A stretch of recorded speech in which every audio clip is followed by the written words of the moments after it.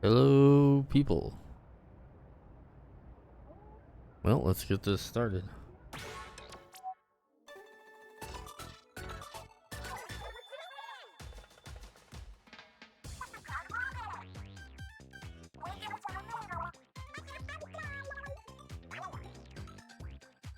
And the only reason I decided to stream is because it had a logo and like I think it's finally started.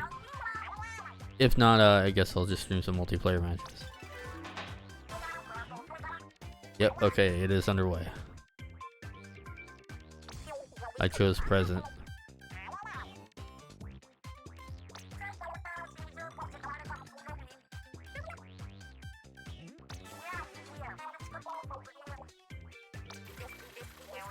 Sneak peek? What's sneak peek?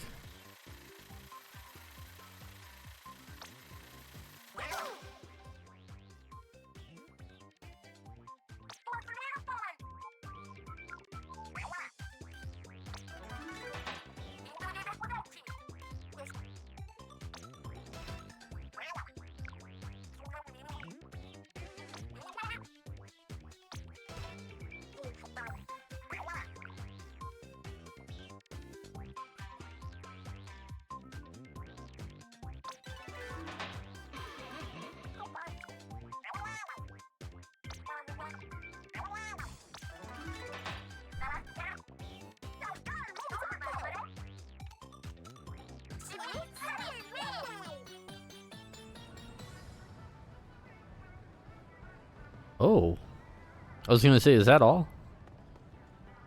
Hello.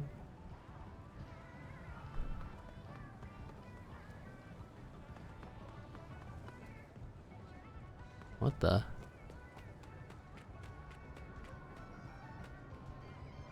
Well, this is new.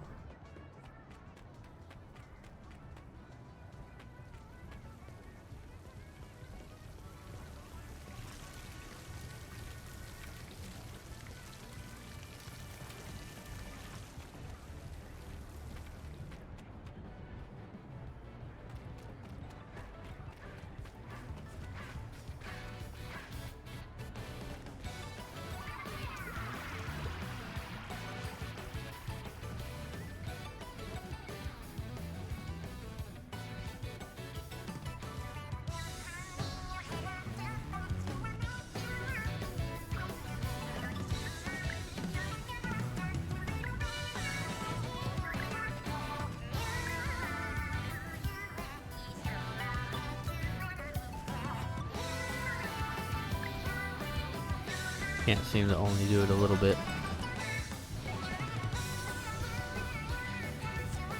We're too far away.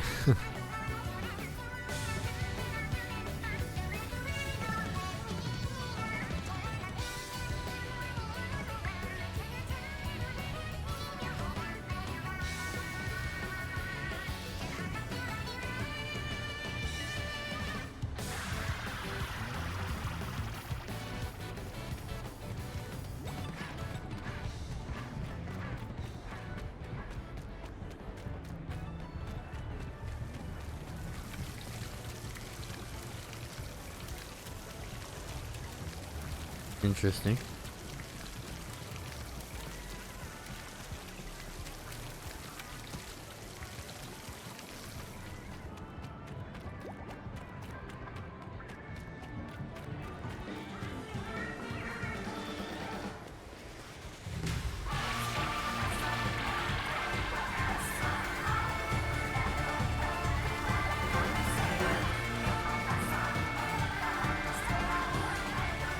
They're not wearing their green Splatfest optics though.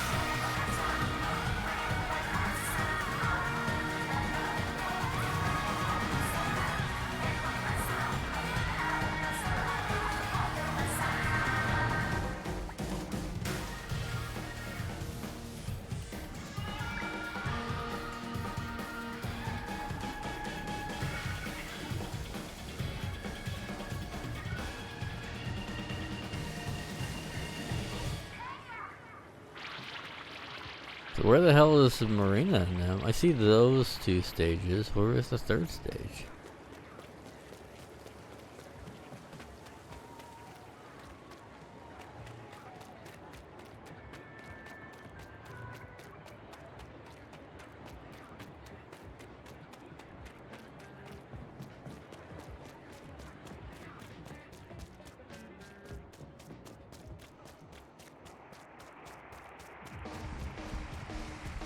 Ink me up, Squid Sisters.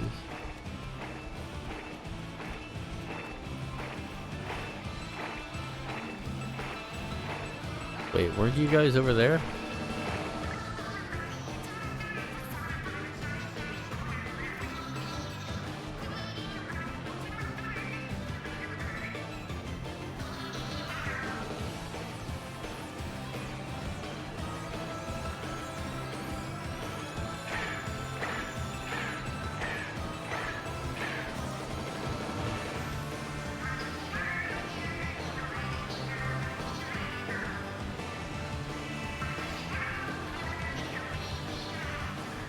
Bounce.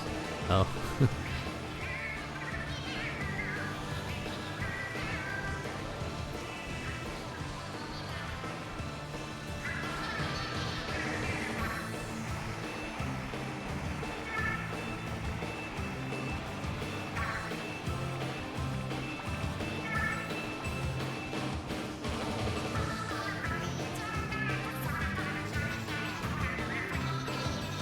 I mean, it was cooking with this one, I guess. I turned up the music because that's very important for this. I don't know if you can hear me very well.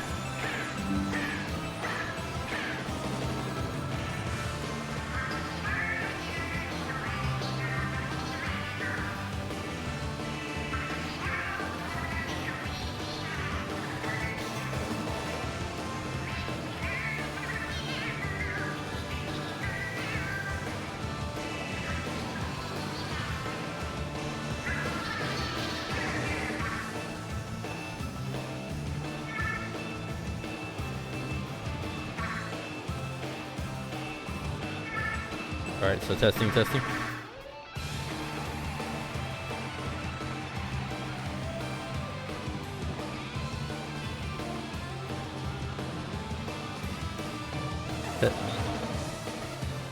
yeah, you still hear me.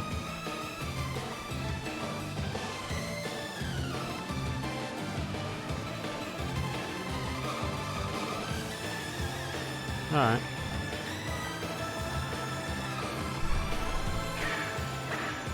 Damn these ankle high walls.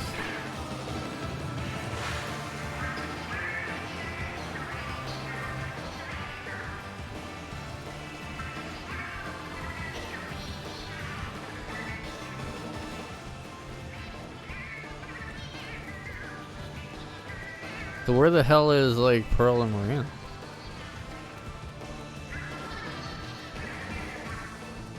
Take picture.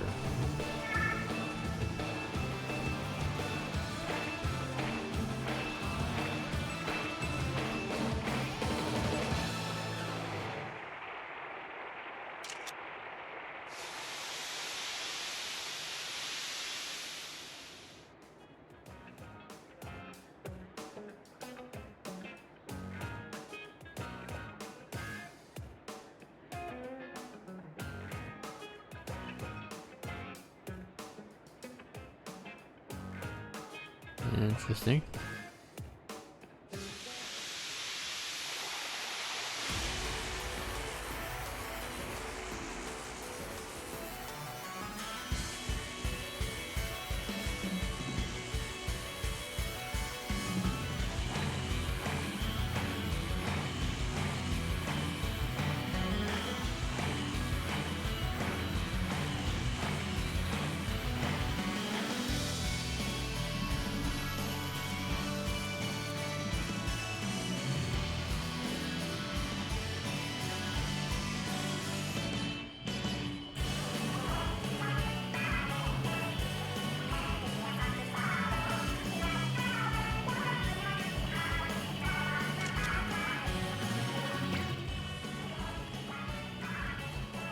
Interesting.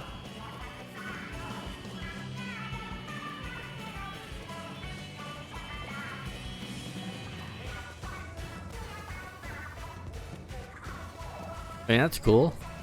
But I chose Pearl and Burrito for my thing. Where are they? I'm sure they get cycled in on the grand stage, but like, what the hell? Oh, okay, they literally do get cycled in.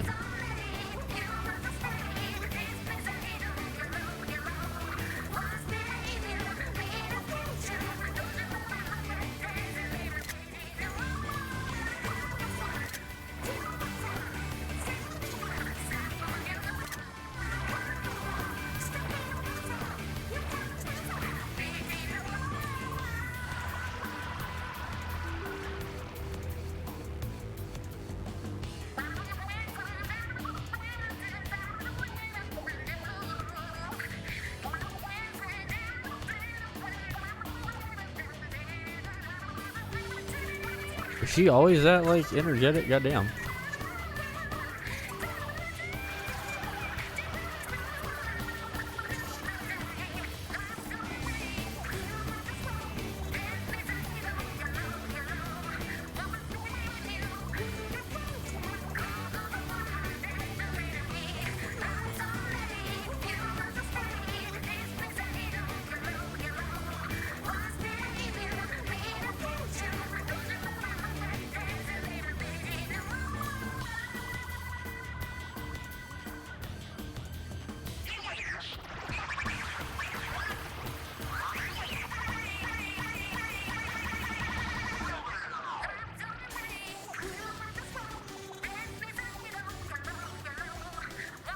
And for those that are wondering, it's like, oh, it's just dumb squid things. What's the big deal? They've literally had sold out concerts in real life with these characters.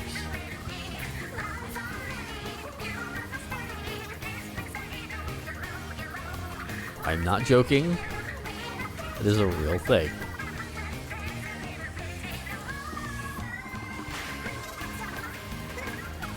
In fact, there's more people that's been to probably these characters' concerts than most modern artists at the moment. It's insane.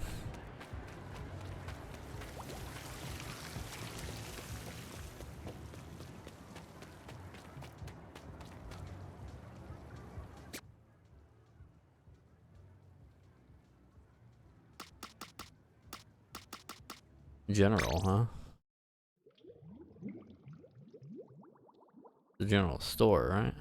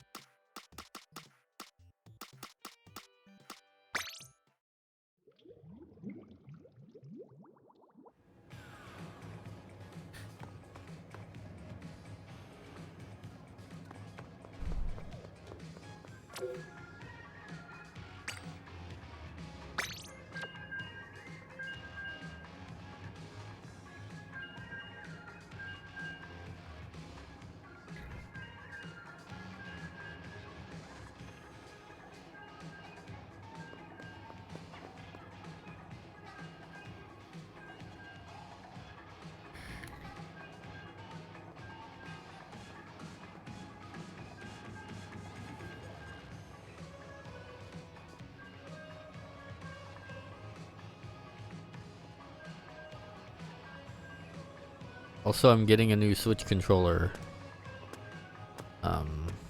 Monday. There's nothing wrong with the Gullah kit.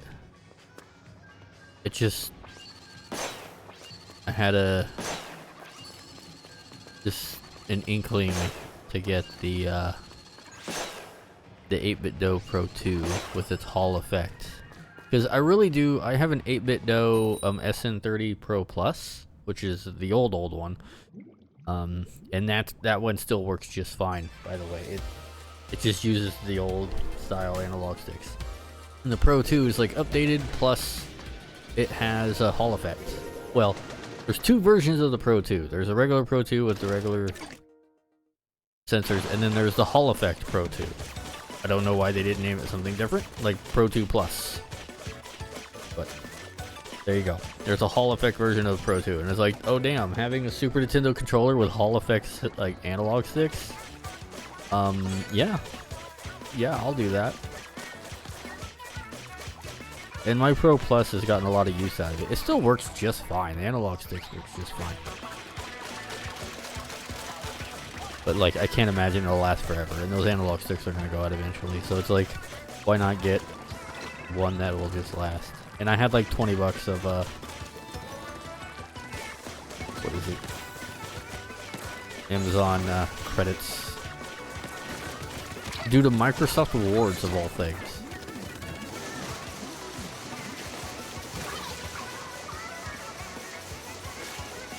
I've gotten a lot of stuff with the Microsoft rewards, like because I use Bing. Like every few months, like I'll have enough points to literally get like a $10 gift card from Amazon. I've literally bought quite a few things from Amazon by using Bing. I know, but like, you know, people don't like Bing. It's like, honestly, I've went to Bing and never went back to Google. Like sometimes if Bing doesn't know something, I'll go to Google. But like, it just has better results most of the time. Because like one Gemini sucks. And Google is like so just bogged down with DEI shit at the moment that I guess so was Microsoft. I think it was Gemini. Gemini was the one that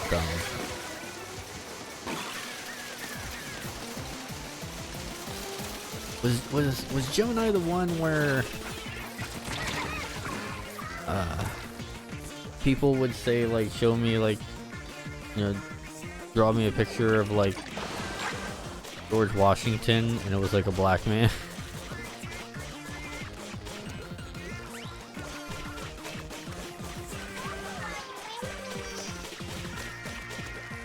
And if you don't understand how that worked, is as far as I know, as far as I can understand, they was using wildcards.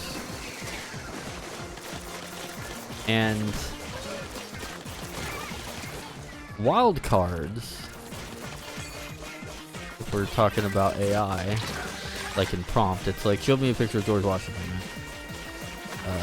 Or like, you know, generate me an image of president, like the first president of the United States, something like that. It would be like, okay, it would use ChatGPT to analyze what you said. Okay, it's like, oh, it wants me to generate a picture. Okay, I will format that into a thing that our image generator can use. And it translates, be like, okay, this is a person, so we want to be diverse. And so whatever person this is, like basically flip a coin, or not even flip a coin. It's it was like a 5 or 10% chance that it would be white. It was like very, very, very, very heavily. If you put like 10 people, like show me like an image with 10 humans, 9 of them would probably be people of color. Because, and the reason why they did that is because they was overcompensating for their data set. Their data set had a lot of images of white dudes. Nothing wrong with that, but like, that's just what the data sets mostly had. So it'd be like, oh well, since it's the thing is gonna favor this color anyway, let's make the other ones have a higher chance of appearing. Which meant that it almost always appeared.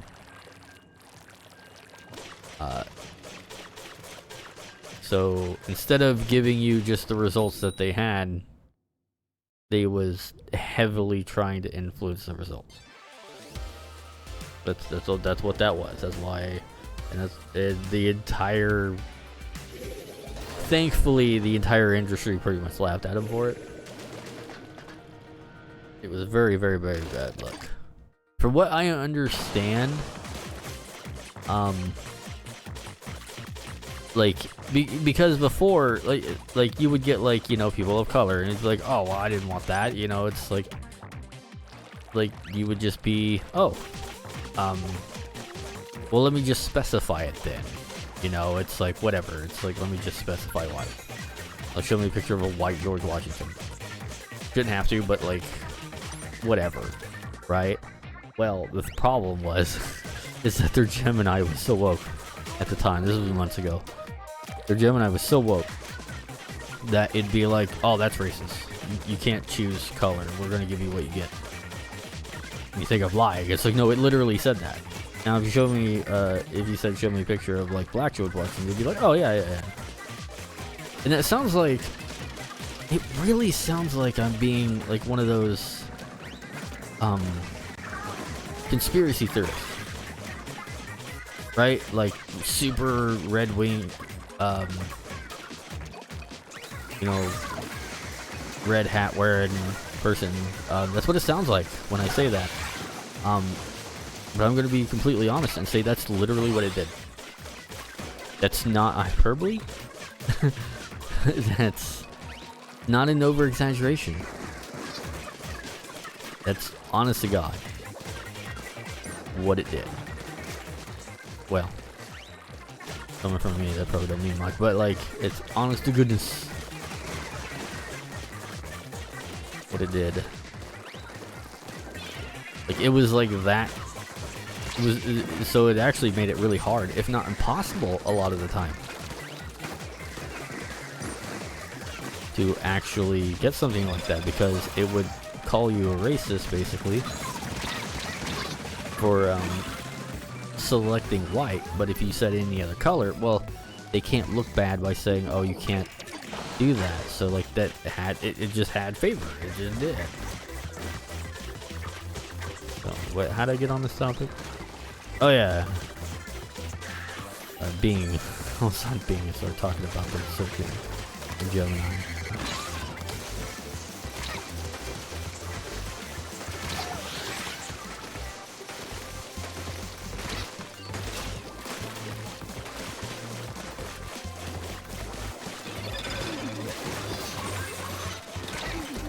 So that's it, and the reason why Google's kind of gone downhill is because they used a lot of their Gemini in their stuff. Their Gemini really sucks at what it does. I also paid for Gemini.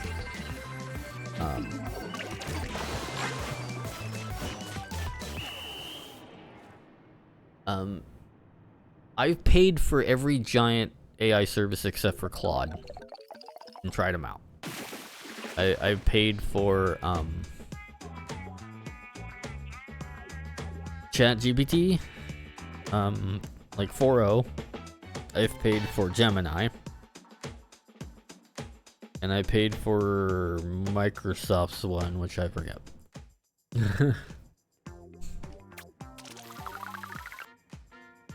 And oh, I also tried out Is it Clyde? No, it's not Clyde. Grok. I tried out Grok as well. And here's the lists. I'll give you a quick list of, at least from my experimentation, of creating songs and lyrics and doing some other things, of the best one to use. Number one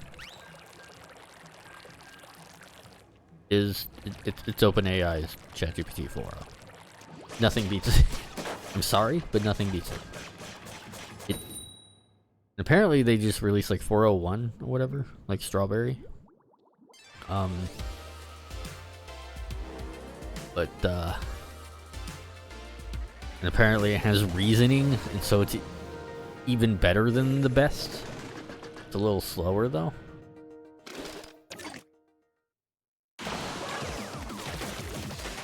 ChatGPT is competing with itself at the moment. The second one, I would say, is Grok. Like, no fooling. I would say Grok is the second best, because I had it. I gave it some things. Like, it came up with some nice, different lyrics. Grok is hard to train, and it's a little bit loosey-goosey. But I would say Grok is the second best AI out there. Like, people are sleeping on it, man. People are really sleeping on Grok. It looks like people hear about, like, oh, it's witty. Yeah. Yeah, it's a little witty if you have it turned on. Yeah. Nothing wrong with that.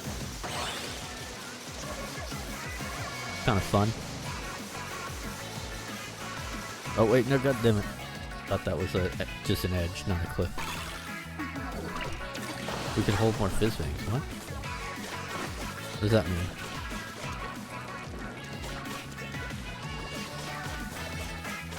So, The third, I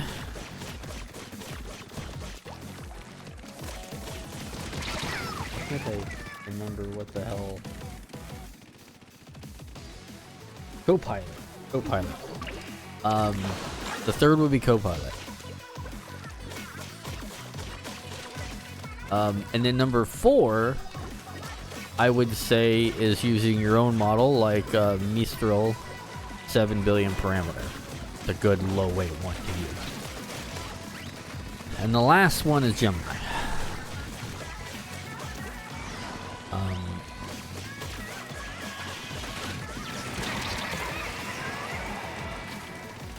Like Copilot and Gemini hear what you have to say, and they can do things based on what you say, but they don't quite get the whole picture, and they keep trying to do their own thing.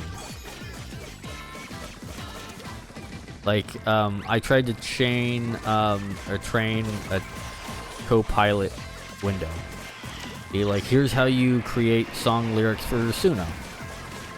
Gave it all the stuff. Gave it literally the same prompts as I did ChatGPT 4.0, and trained it in the same way. It had a very hard time remembering shit. It's supposed to have a bigger context window too. It had a very difficult time. I was getting frustrated with trying to teach it like things over and over again. It just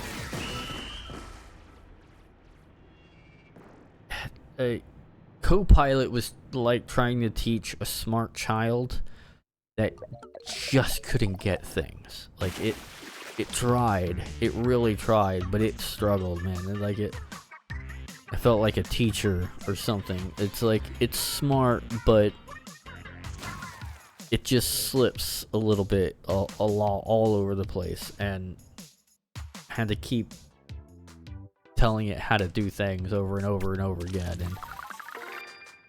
And I don't know, Copilot had its problems. Grok, on the other hand, was like, got it. It's like, alright. And I was able to like write some lyrics with it pretty quick. And the lyrics were different than Copilot or Gemini or ChatGPT 4.0. All those seem to have like sort of roughly the same base of knowledge. But Grok, wherever they got their knowledge base from Grok, is like different from all the others. You could definitely tell that their data set was completely different. So, yeah. Grok is probably even different than Clyde. Grok it's a unique beast, and if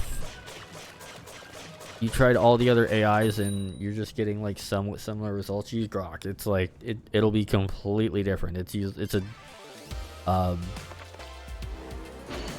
do I explain it?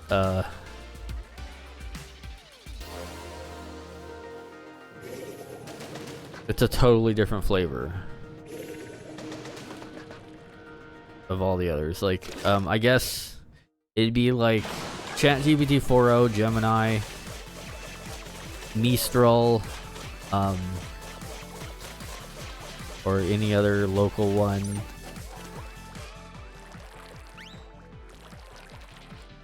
Or Copilot, all seem to be like, you know, Chromium browsers. They can be different, but they still function somewhat similar. Like, they can still function way differently, but they still have like the same core a little bit. Grok would be like using Vivaldi. It's like, isn't Vivaldi? Someone told me Vivaldi's Chromium. What would Grok be like? A weird ass browser.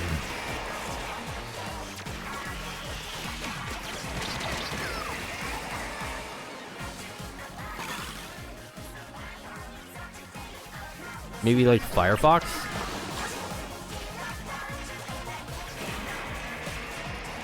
Compared to like all the Chromium ones? It's a different beast. I don't know. Like, Give Grok a try. I think if you're paying for the blue check mark like I am, it's like... I think you can just use it.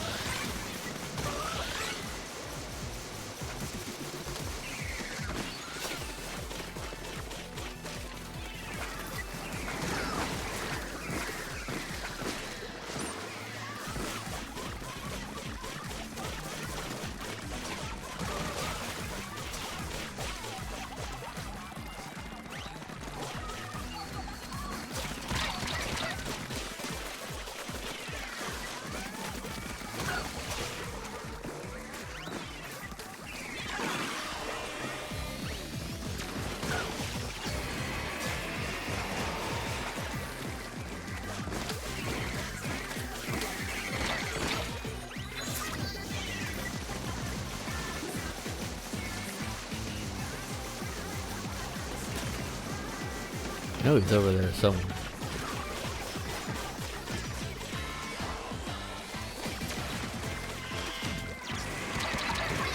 I try to get away from that. Those are highly effective.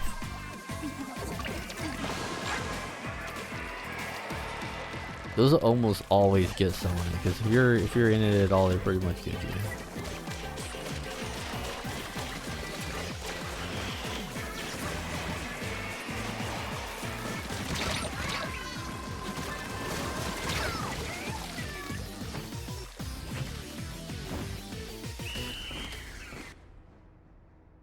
Watch, we lost at the very end. Because we was winning most of the match. Yep, that's how that works generally. I think that's like a rubber band tactic. Where it's like toward the end, the one that's was winning the most has like the longest respawn time or something. I swear to God they do that.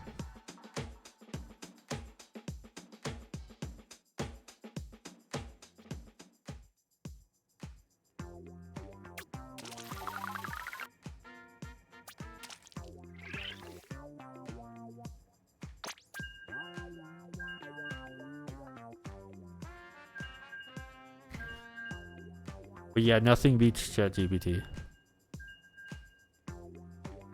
It's not ahead by like a country mile, but it just generally works.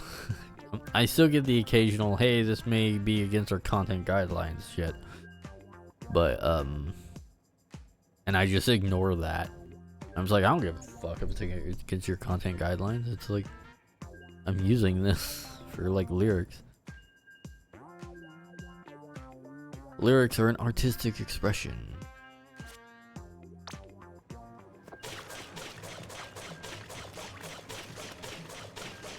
Doesn't have to be towards your guideline.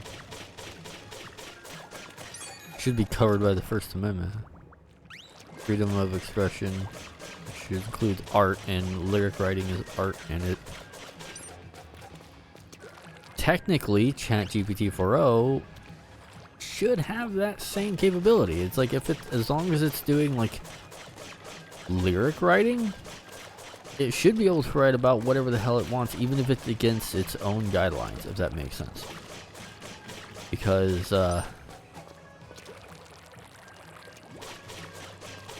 it falls under fair use even for itself, maybe? I don't know. Maybe not. That's still up in the courts, so I guess we'll see.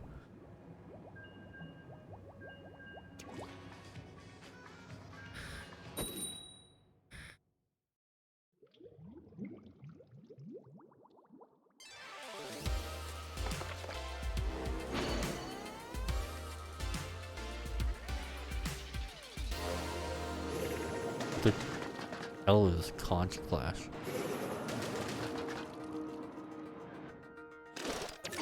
Oh, someone's edgy. They have a Tachi on there. Man, I remember when people chose Sephiroth. Now everyone's choosing Itachi. Itachi wasn't even evil. He's not even edgy. I guess he killed everyone, but he had to because, like,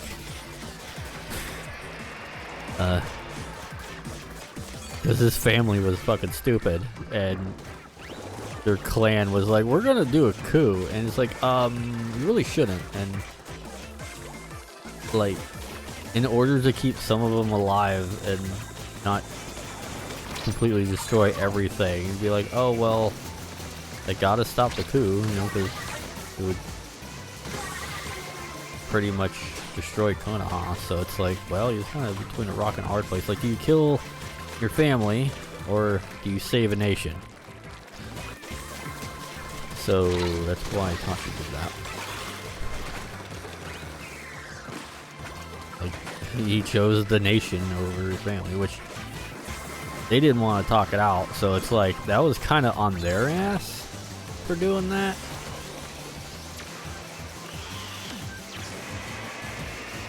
Quite frankly, they were just fucking stupid. And I think Sasuke and all that kind of figured that out later. And it's like, oh yeah, that's...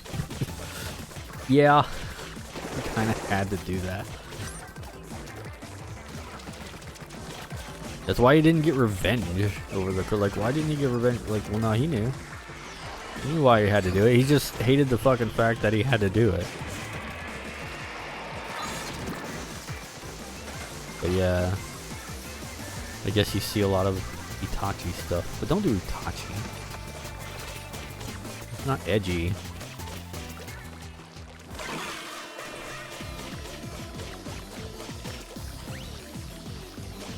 Like, the edgy one would have been to do with all the eyes in his arm.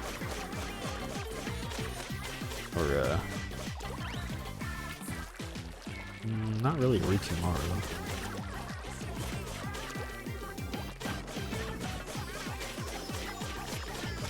I don't know, there's a lot of characters that come close to being edgy, but actually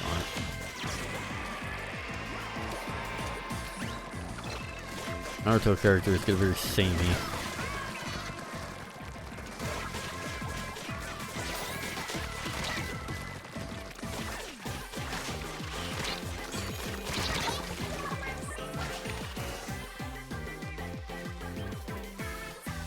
And from what I've heard of the recent bits in the manga, from little small parts I've seen, Himawari is like the main character.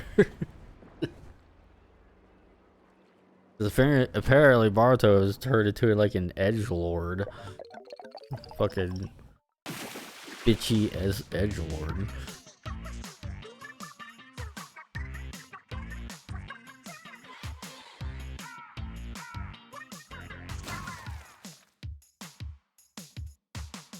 And it's looking like that Himawari, you know, like, you know, Naruto's daughter, Baruto's younger sister, is, from what I've seen reviews, is looking like she's going to eventually be the strongest character in the entire Naruto universe. Even beating like all the sages, apparently.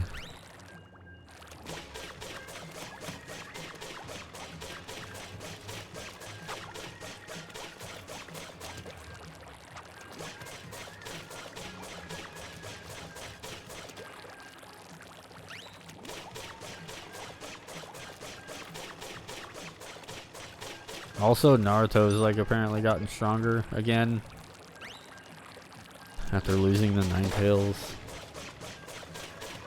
Like, he came up with new techniques, so they didn't completely like throw him under the bus like they kind of seemed like they were like they were doing.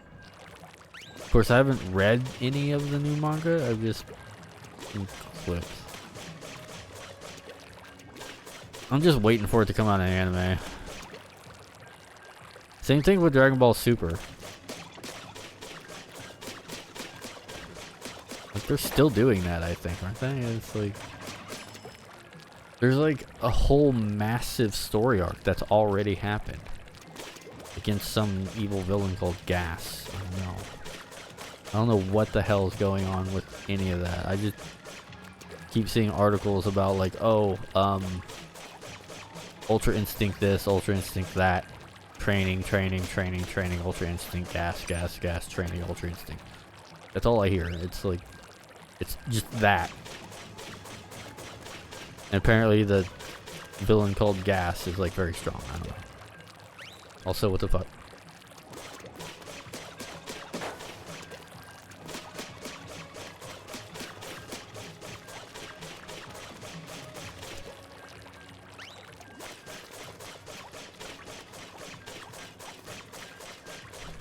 Or,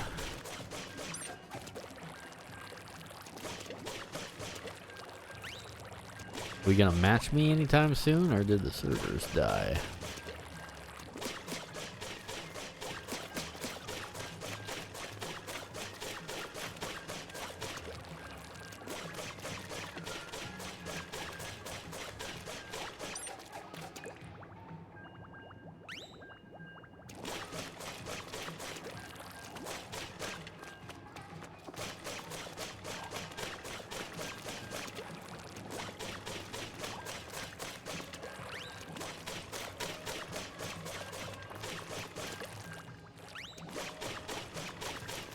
Maybe the servers died.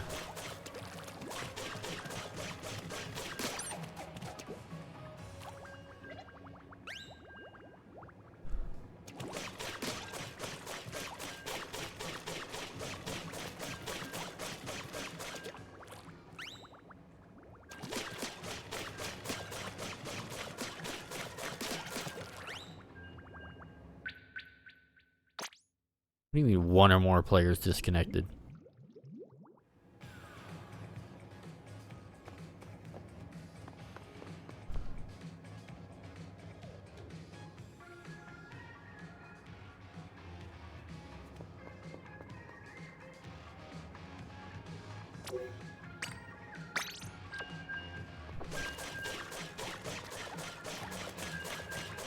I didn't even get to connect to anybody.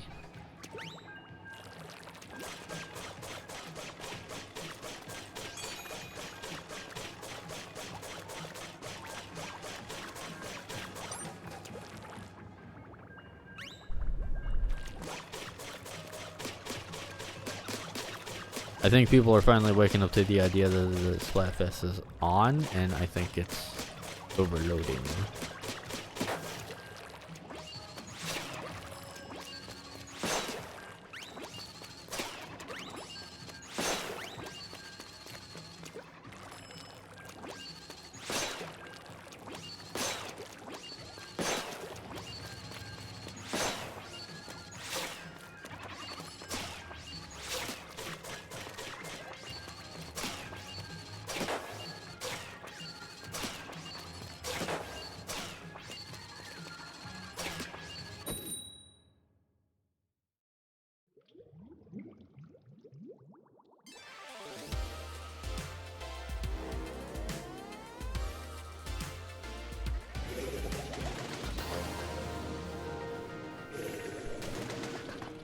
Aw, they get pink. I want pink. Well, I guess this is my last color for the training stage. So. I just wish you can choose your color. I'd always go pink on my side. It's kind of weird that you can't.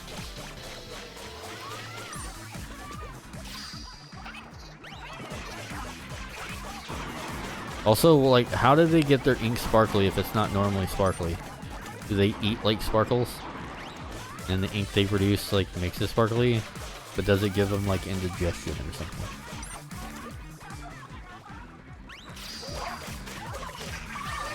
Maybe that's why they only do it once in a while. Like, do they get really sick from having all this sparkly ink? I'm very curious about this.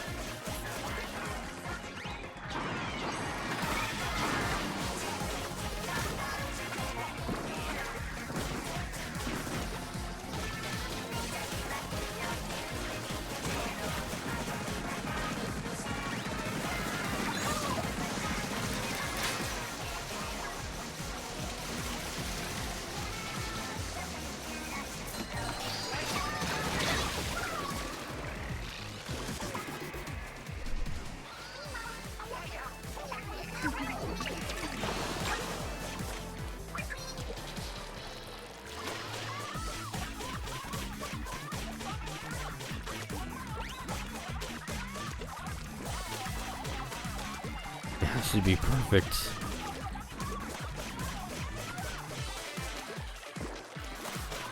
I almost made this stupid I almost said something stupid and said I wonder if SMG4 has done something with Splatoon. Then, you know, like fucking Maggie in Destiny.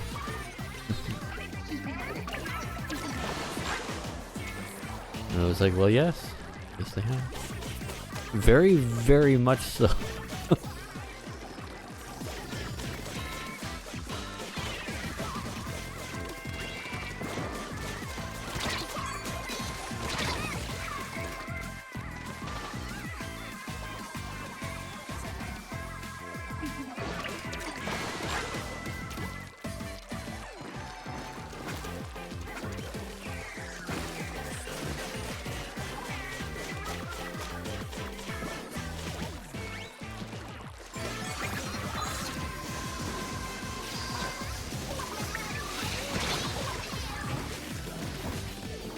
I need to try out one of those thick katanas.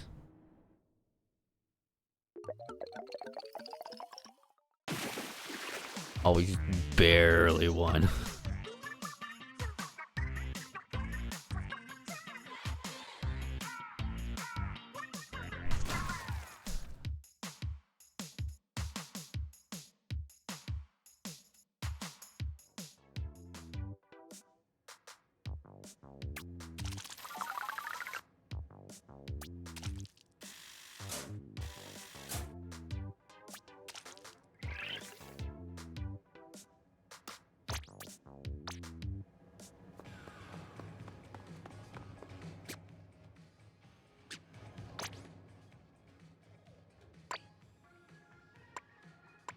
I think I have a thick katana here somewhere. I know I bought one.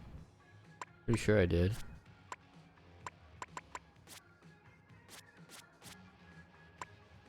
Did I not? Did I not buy a thick katana? I do not own a thick katana.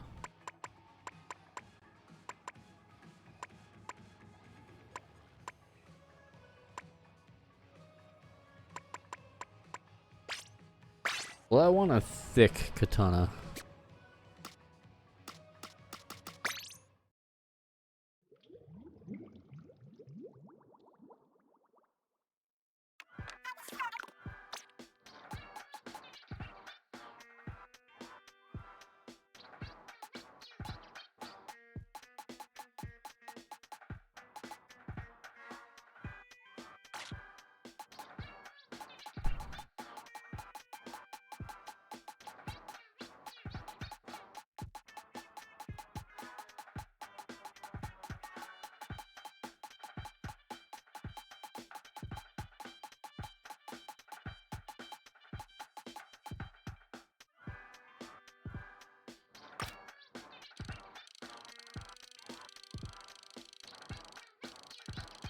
Interesting.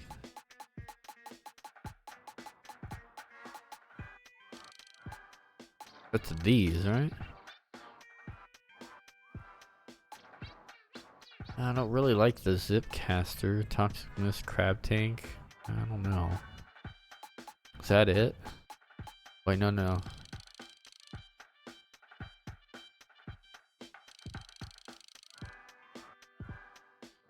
What is that?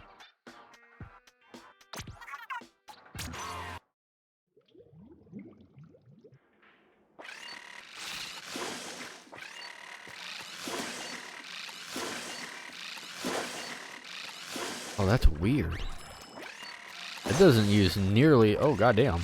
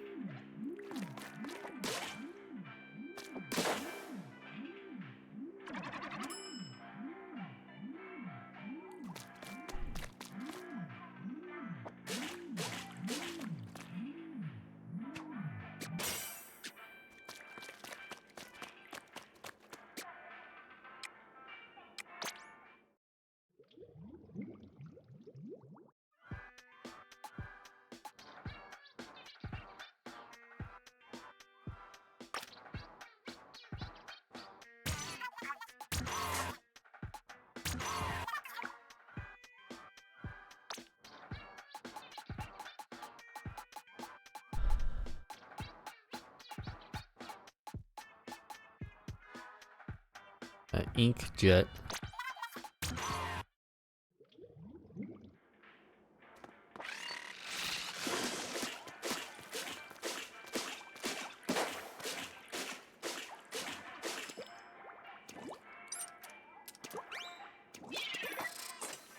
Okay. Yeah, those are kind of handy sometimes.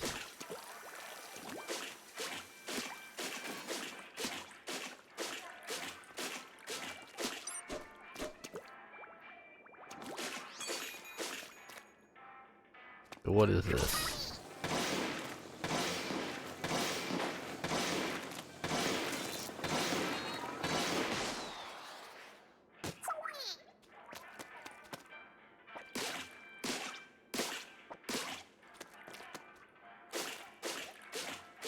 That's a little bit more useful than the bubble.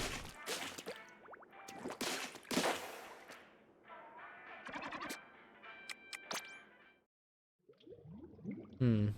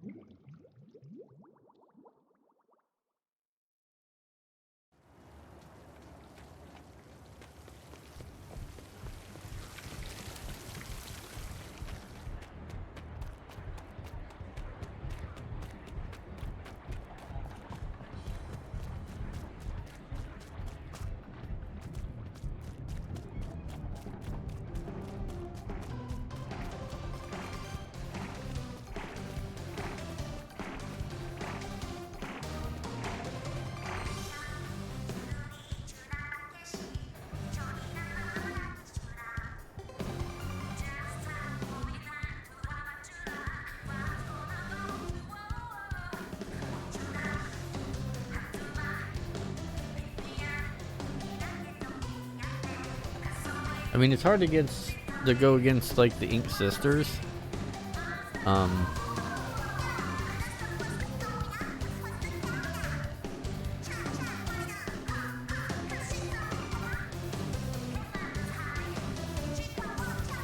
Just like they came up with like the incantation.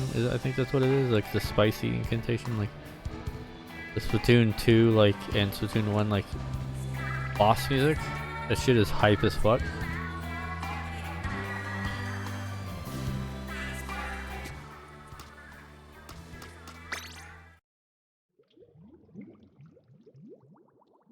Or spicy calamari or something like that. What does this cat want?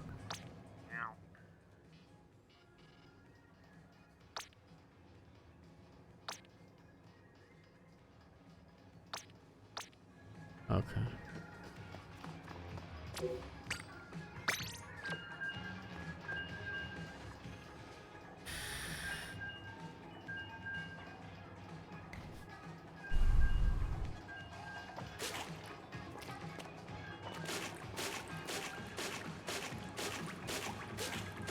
Oh, that just does a perfect one.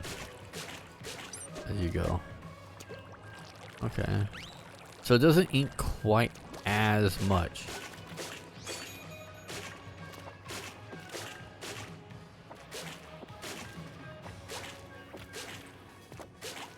Okay, I guess if you don't spam it, it does.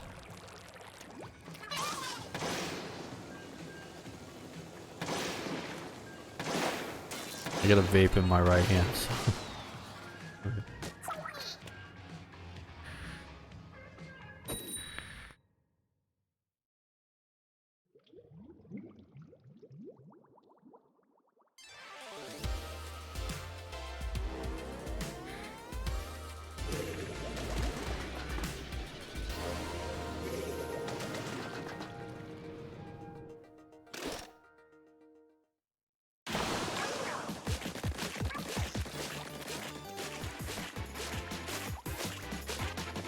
You are slower when you do it.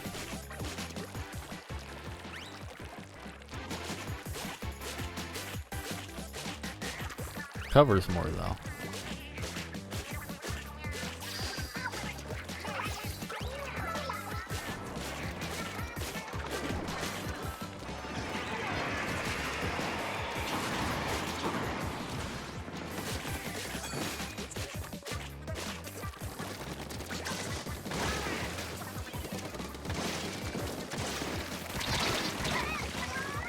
Yeah, that is a problem.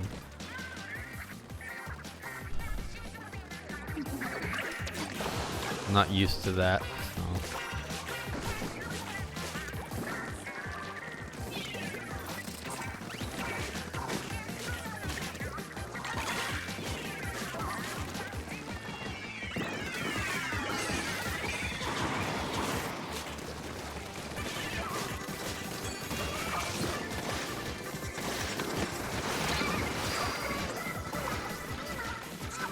Yeah. It's not as useful as I thought that was gonna be. Maybe I'll go to the other one with the bubble shield.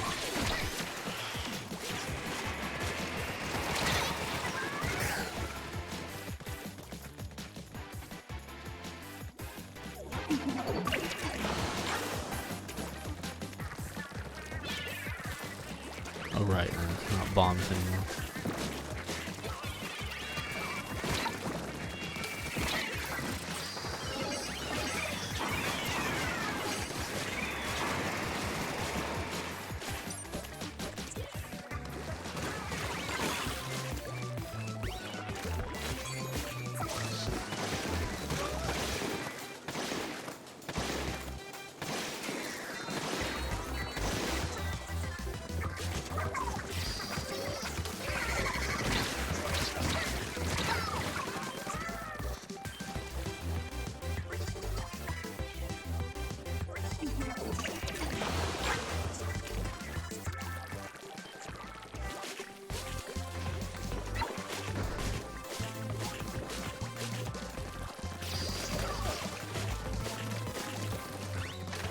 It definitely inks a lot. God damn.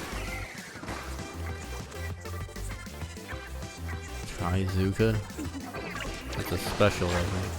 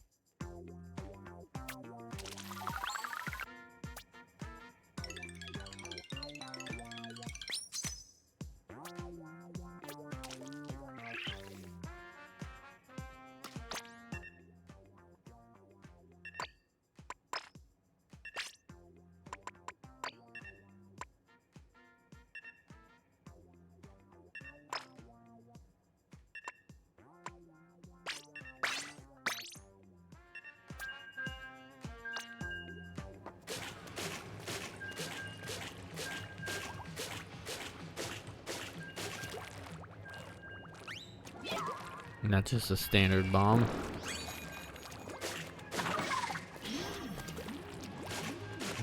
And some bubble shield. Which is a lot easier to just plunk down and forget, but it doesn't do any damage. What the?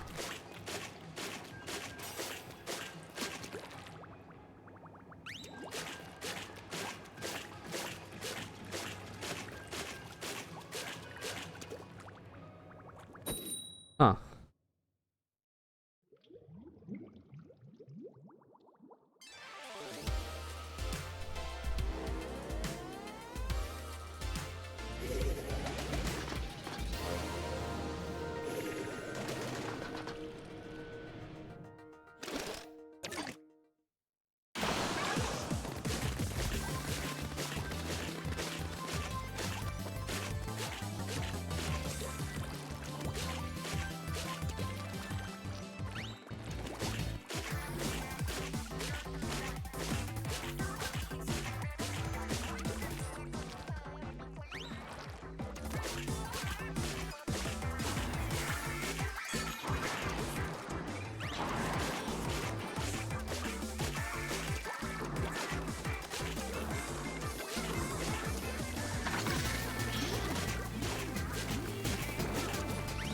Wait, that's a small bubble shield. What the hell? Is this so small?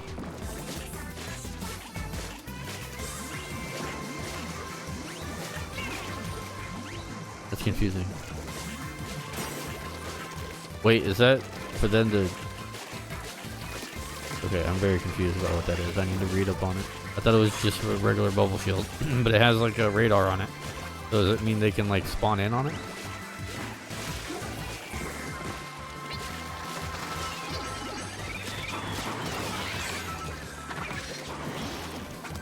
Okay, it's larger now.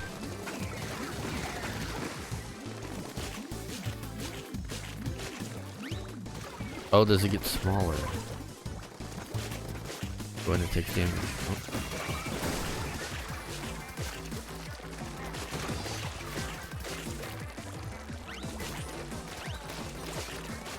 Never used it before, so I'm kind of messing with it.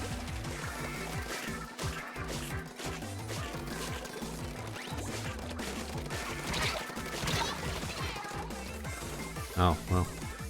It looked like that just took 2 hits.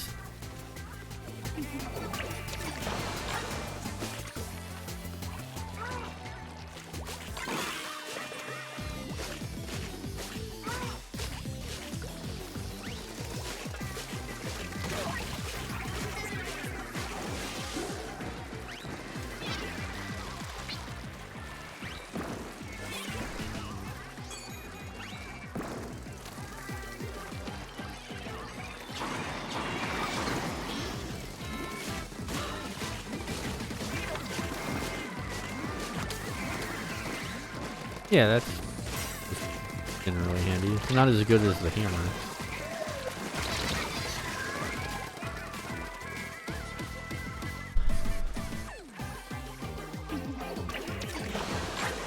I don't know. I like that small wiper. It was a lot more fun with it. I don't know. This one's still fine. I don't know. Every weapon has its pros and cons. Hard to pick one.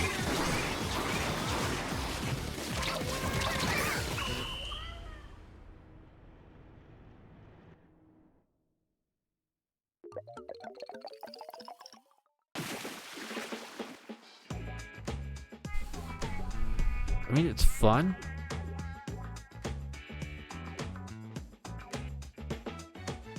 I can actually get kills with the normal attack with it, but like, I don't know. I don't know if I like it more or less than the wiper, the regular wiper.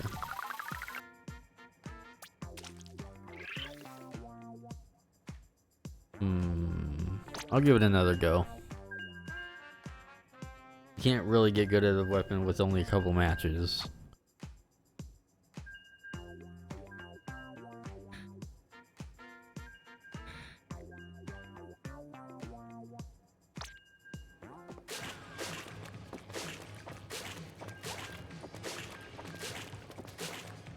If I don't mash it,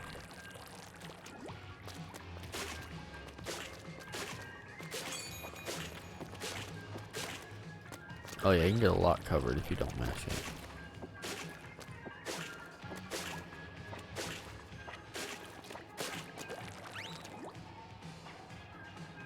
Crap, I forgot to like do something.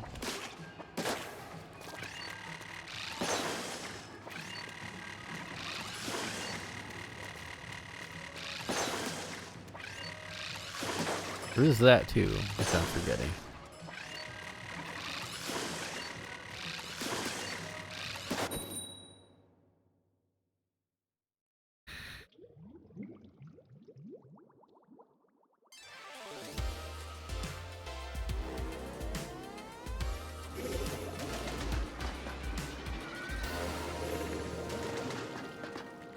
Oh, they get pink? I want pink. Oh wait, I think President's like always this color, now that I think about it.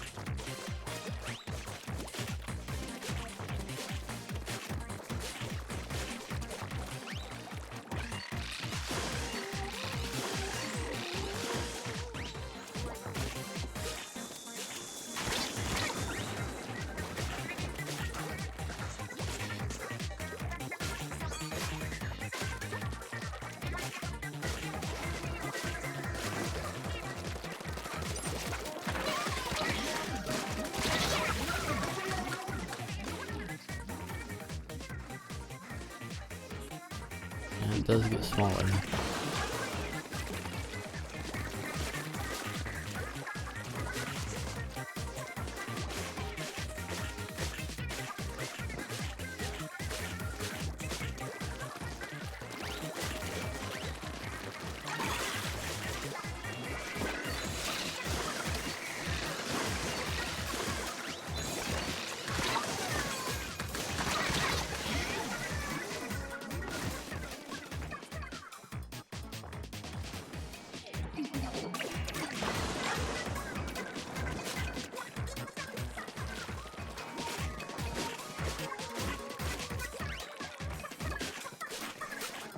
Yeah, I think I'm stuck with this color because, you know, Splatfest, and I chose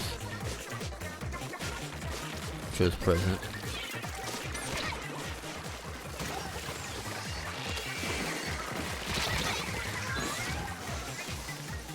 I could have sworn I hit them with the charged up blade.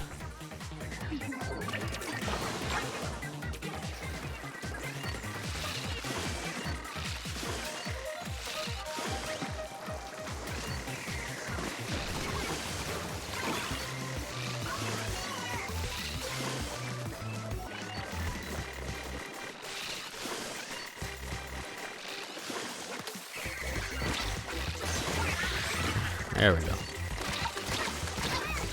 Oh, well.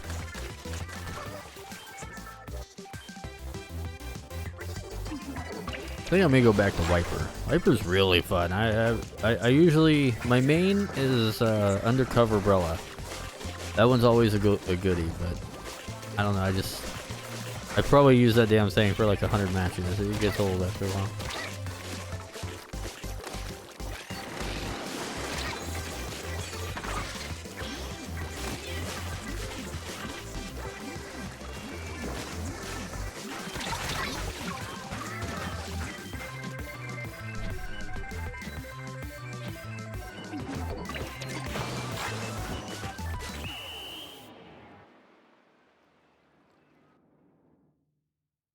I think we lost.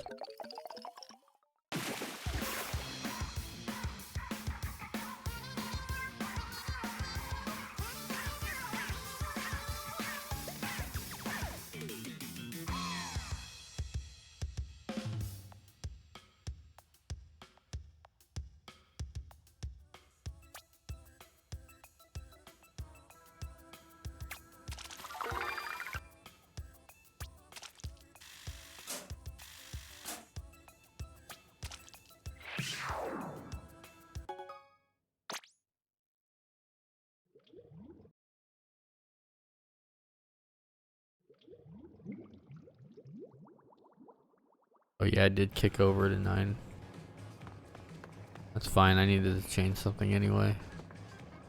A couple things, actually.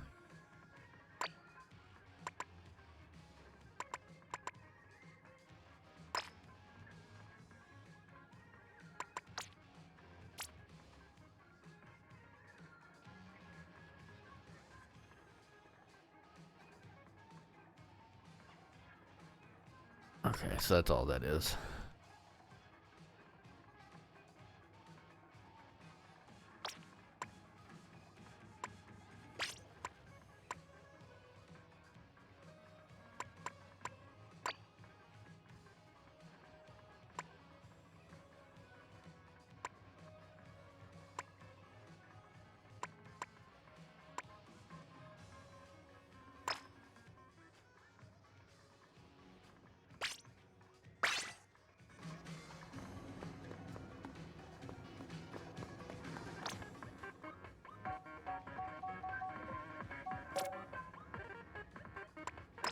Guess I should do that. Is it?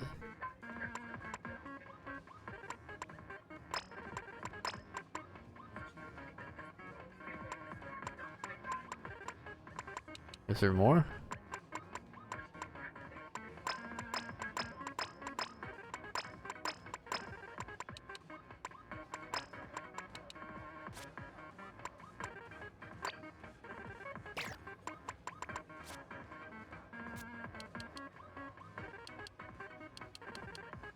Agent 3, huh?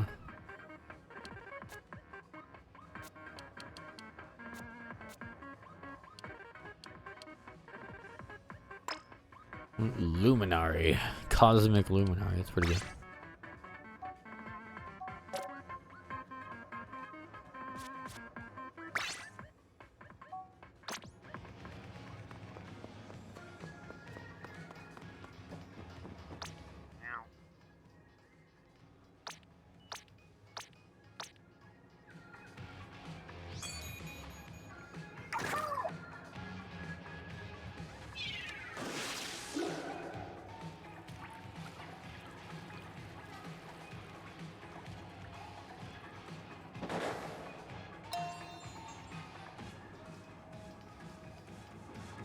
Yeah, Inkstorm is annoying, but it's not great.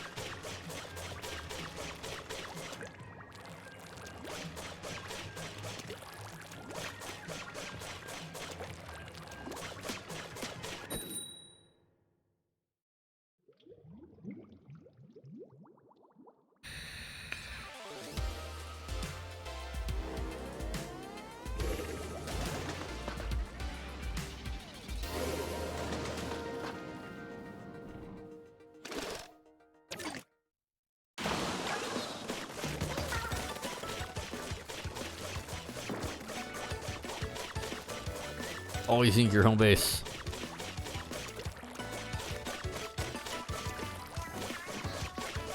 I'm usually the only one that tends to do that.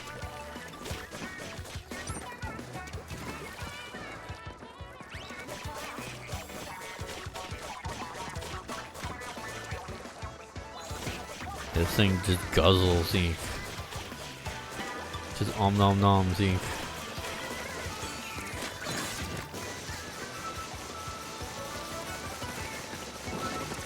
They run off too. There's one.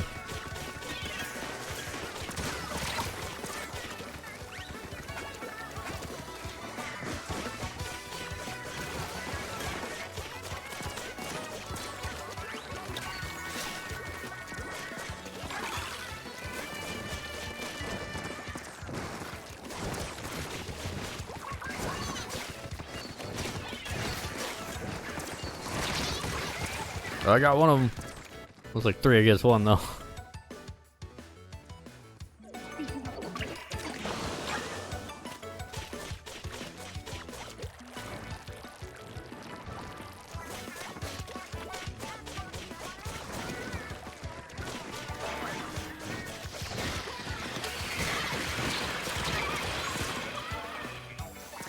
And that fucking laser thing. If there's any weapon that probably needs to be, like any special weapon that needs to be nerfed, it's a damn laser thing. Kind of just auto fire, and it just... Of course I don't get kills with it, but other people tend to get killed all the goddamn time with it.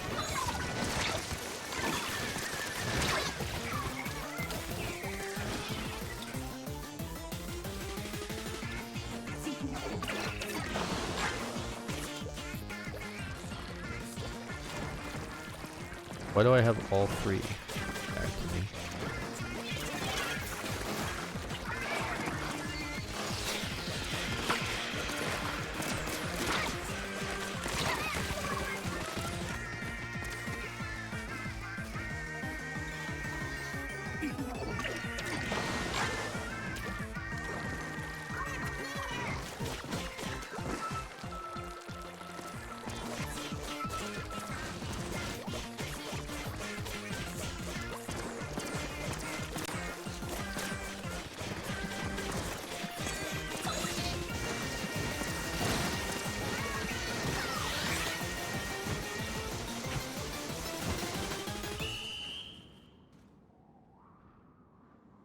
We should win this one.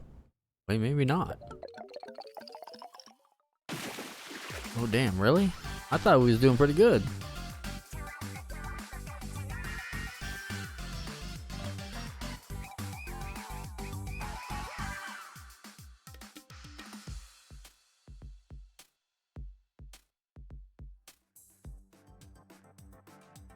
And I guess this starts my streak of losing, I suppose. The other day, it took me like 50 some minutes in order to get a first win.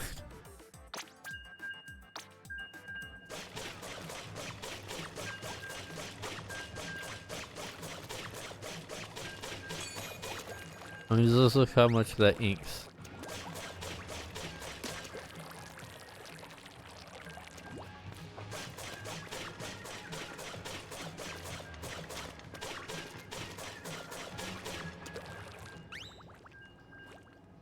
Grand Festival.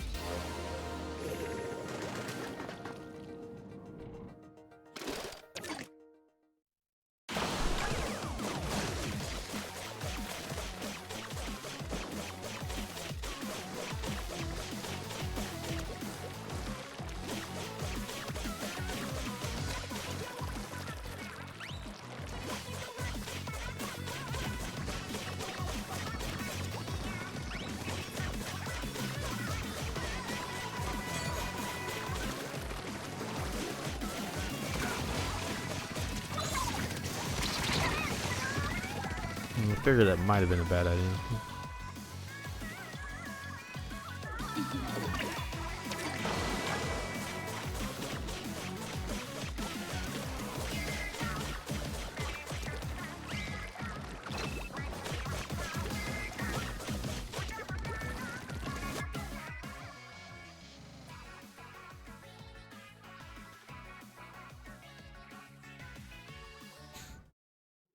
Yep. Nintendo not knowing how to do online. Figures. They really should give you something for that. Like one player ruining it for the whole match. Like you should at least level up your weapons or something with that.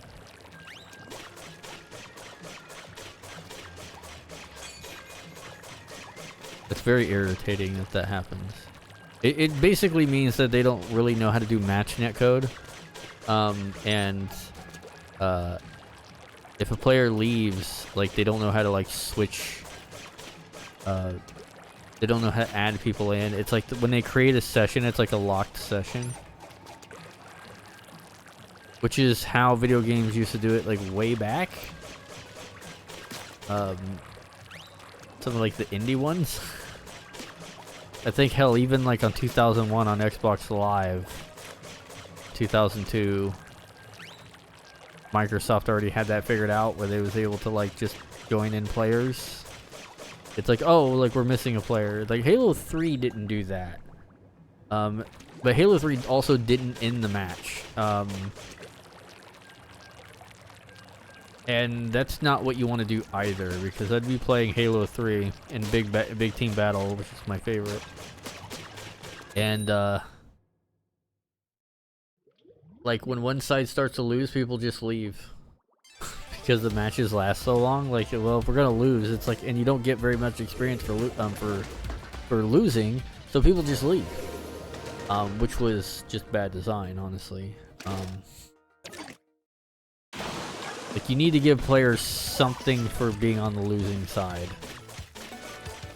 They at least, like, yeah, a big boost if you win, but at least something for, like, trying. So people don't just leave if you start losing. God damn it.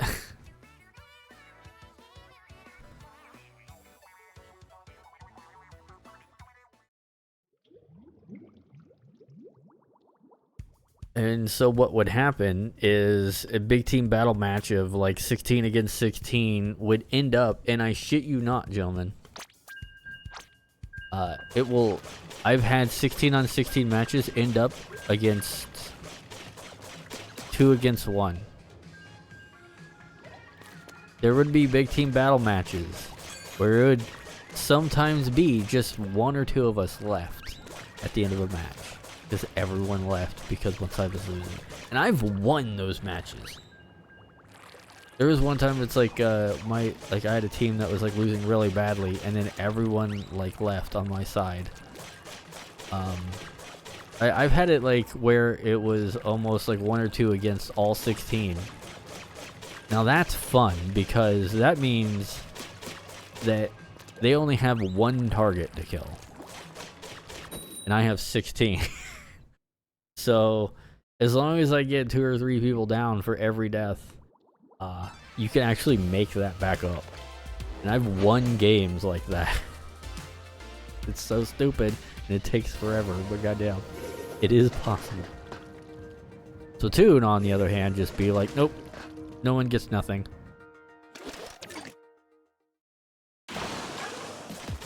Which I guess keeps people from disconnecting, but like, I mean, you still get shit for losing, so like, I'm assuming it's just people aren't disconnecting on purpose, like probably on Wi-Fi or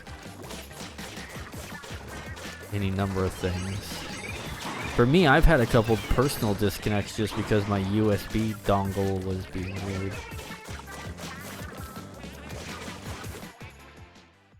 Again? 3rd time in a row.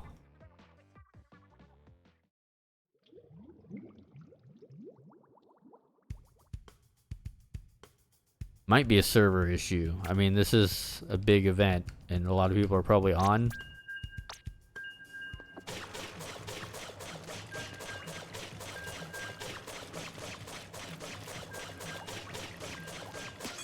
So their servers are probably disconnecting 1 person. And you'd be like, oh, we disconnected 1 person, so we have to end the match. If 1 player fails to connect. Even if it's like their fault.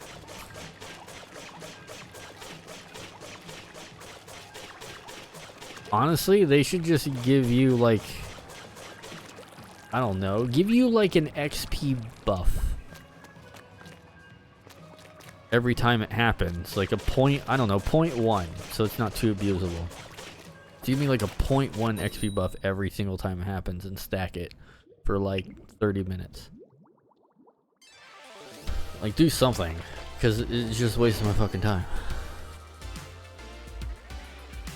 Because you literally get nothing. The match is like, whatever you did during that match is just quite literally a waste of time.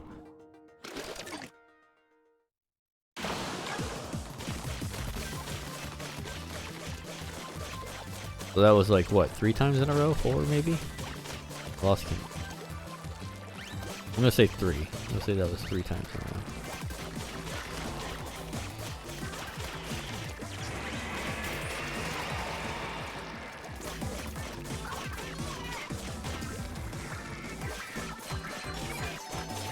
And it's possible it being a grand Splatfest, like maybe people are being extra sweaty and then people are like, oh, we're losing, I'm just gonna leave. It's like,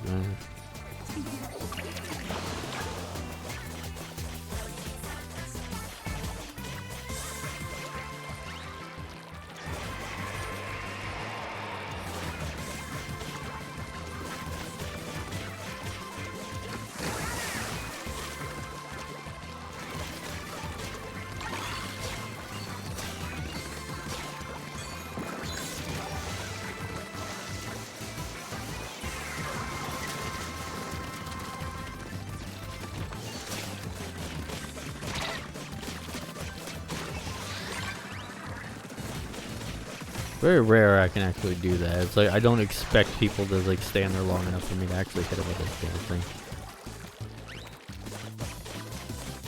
I just don't expect to be able to get that many clean shots.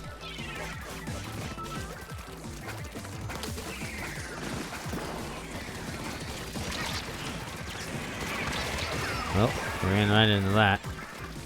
Nothing I can do about that.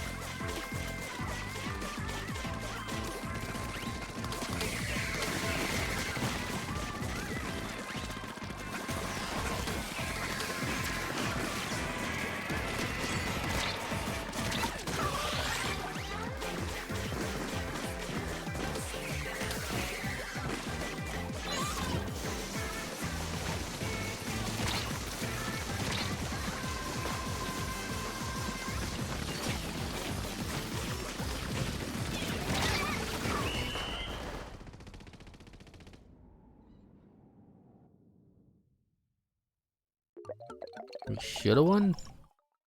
Yeah. They probably would have won if they inked their entire side.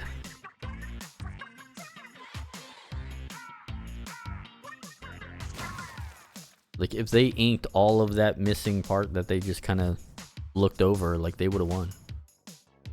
Or been very close. But they didn't, so, like, we inked all of our side, so there you go. That was a perfect example of that.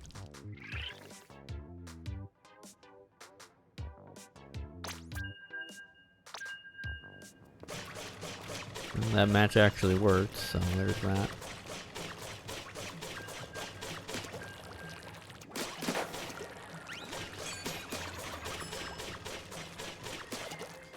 I'm assuming that whoever wins this will have a main story component in whatever next Splatoon thing that they're doing.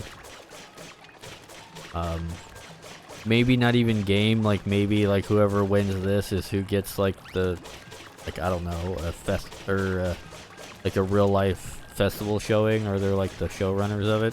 I don't know, who knows. If it's not like Splatoon 4.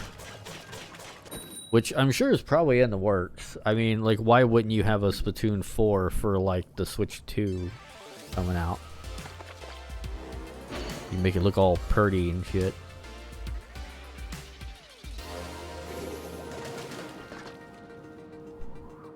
I mean, these people have become very good at what they do. They're on the third Splatoon, and people are still buying it, and it's still good. And I have Splatoon 2 and bought all the DLC. Well, the DLC, I guess. And I bought the DLC on here.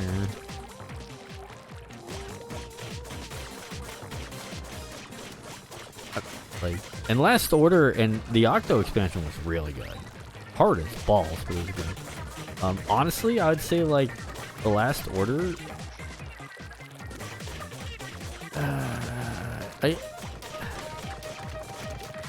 Like, fundamentally, it's, like, better. It's not as, like, make me want to tear my hair out hard, but, like, at the same time, it's, like, it was just more unique.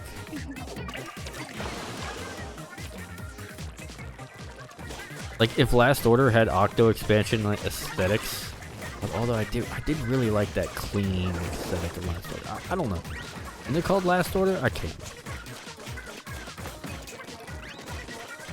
Am I thinking of something else? Maybe I'm just going insane. I don't know. Who knows?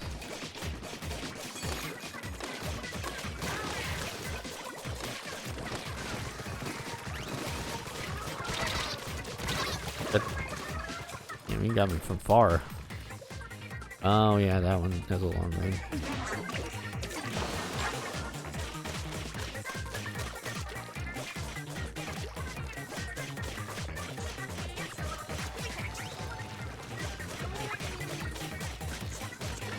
Always ink your home base.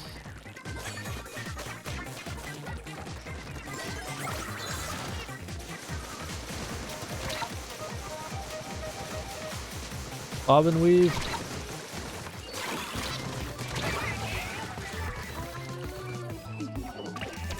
That was a quick reload. Why the hell was that? Respawn so fast.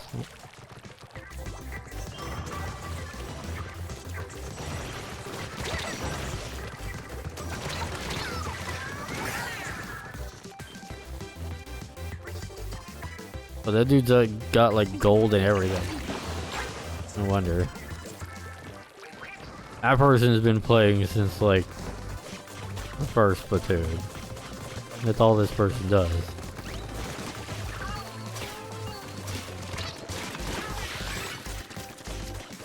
Like, I'm gonna prestige everything Call of Duty player. That's what that person is.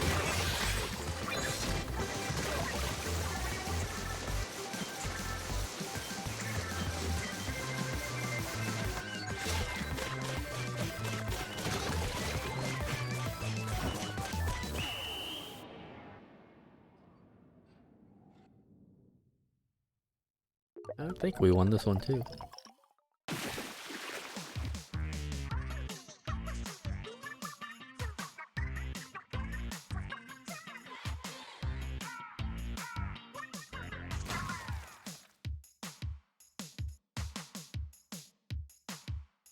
Yeah, like with you having to wear a shirt, like in order to style yourself, you gotta be like, you have to be a little unique.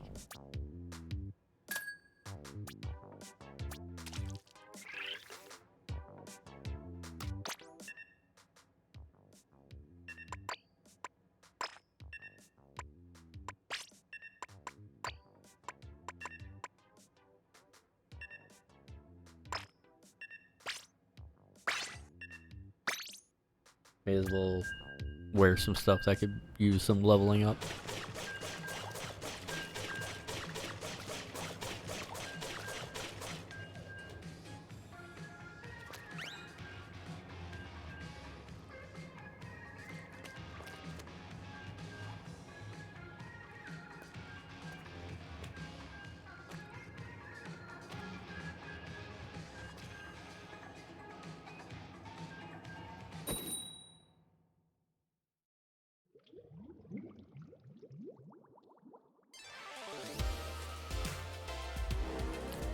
Person, wait, what? I'm playing GameCube and SNES.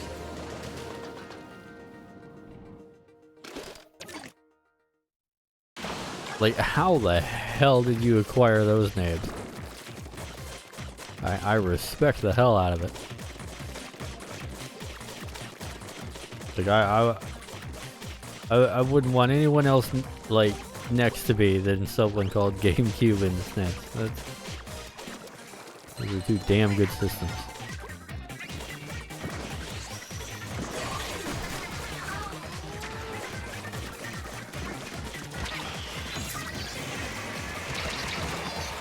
Yeah. Figured I had a little bit more armor with the hammer, but it still didn't survive. That thing is like really tough. Those splat bombs are like crazy. Over there.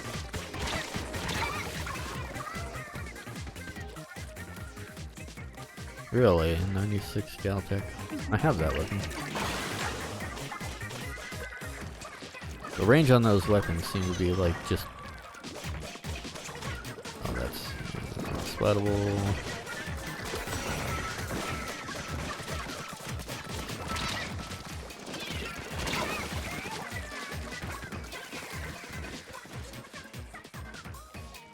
Annie, huh? The Annie? Like, is that like... like, will I see Beetle on here? Oop. I doubt it, though. It's like... I don't know what her Splatoon name is, if she has one. God damn it.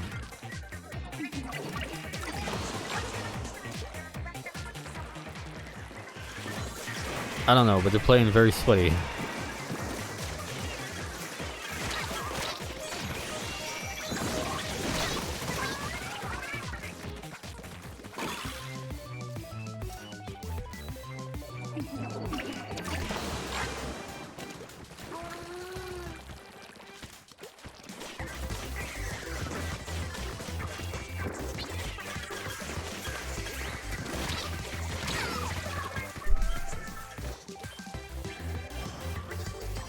96 count echo again. And we essentially lost this one.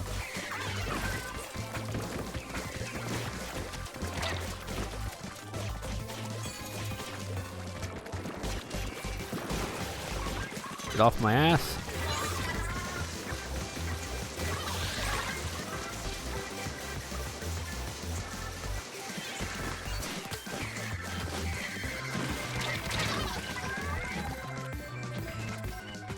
Yeah, they just played way too sweaty. And we lost that one.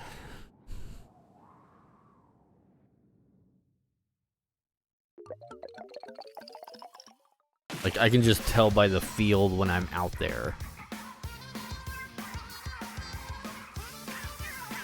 Orca Knight and Annie. Seeing those two together just makes me think of Shy Lily and Annie.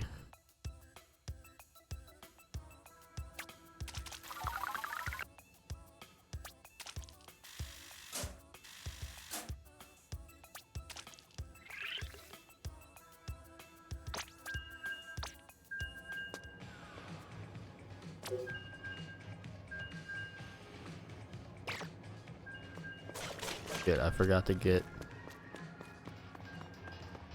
Damn it.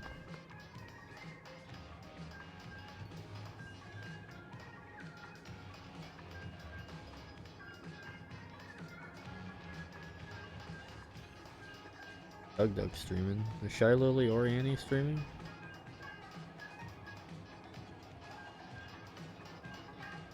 No.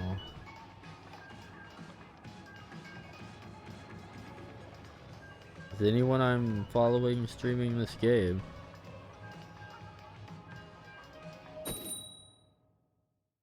Wow, no. Really, no one. Yeah, Shy Lily's offline. Huh. No one. None of the big streamers I follow streaming this game. That's a shame. We all should be.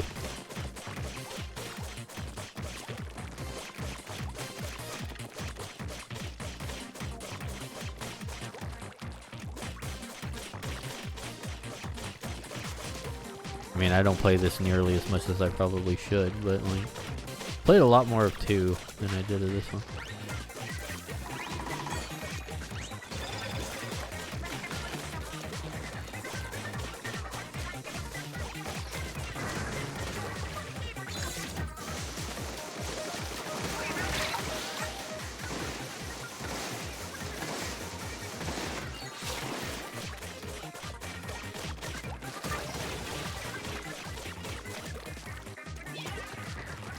Oh, is that just a regular bomb? Okay, yeah, that's just a regular bomb. I thought that was a flying one. Guess that was the other build I was in earlier. Yep, just got a little mixed up.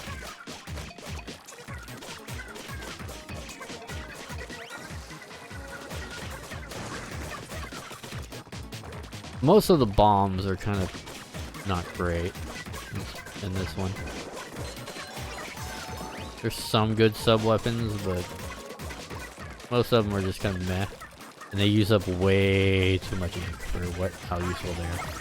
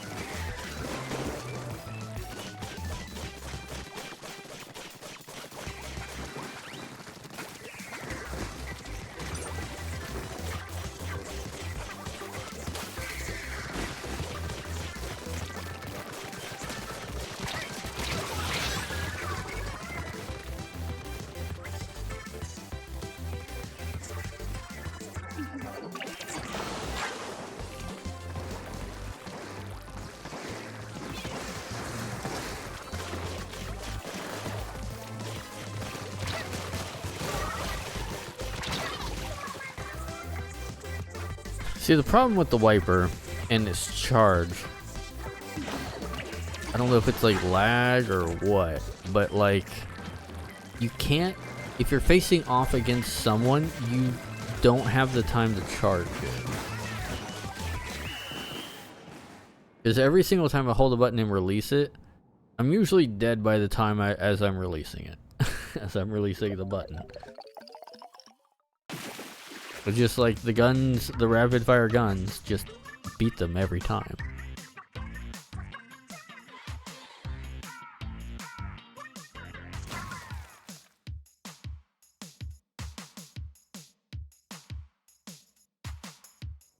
Although the wiper is more of I'd say it's definitely just more of a territory thing, not a player against player thing.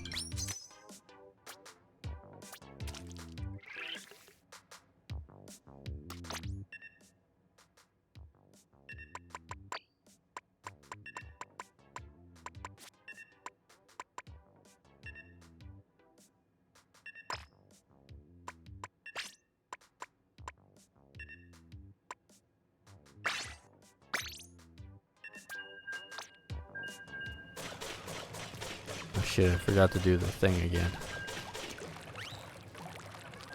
You can't talk to the lady. I need to get the XP boost from the lady.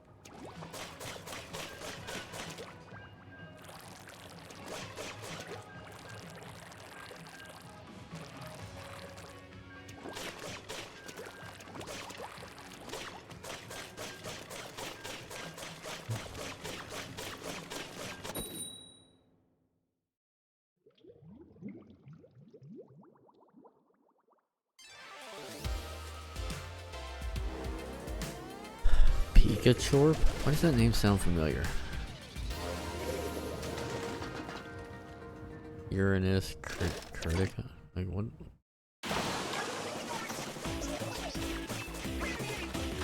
Pikachu like a Game Grumps thing?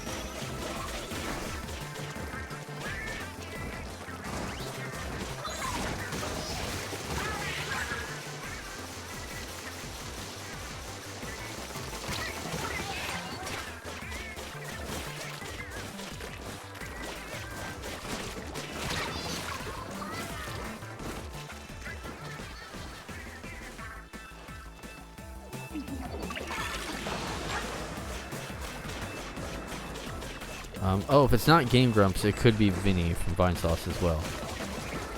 That's also a name that he would come up with.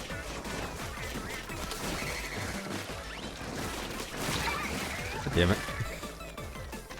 Like, literally, as I exploded, I was holding down the right trigger to charge. Kind of see where I'm at on that.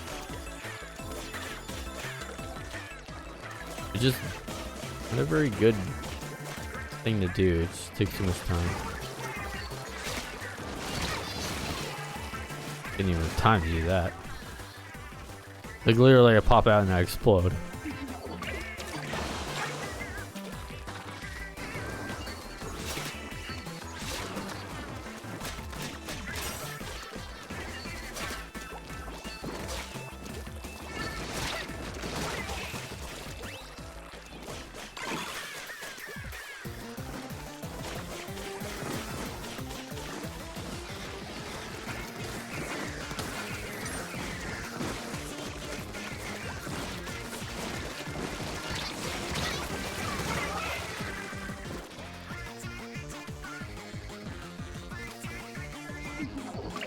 freaking names are those?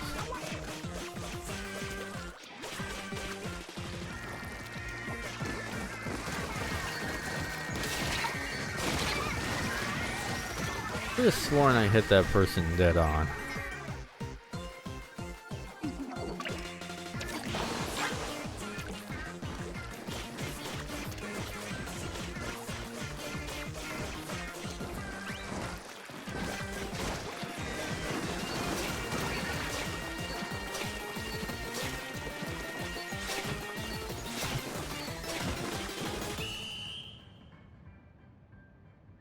Actually don't know about this one.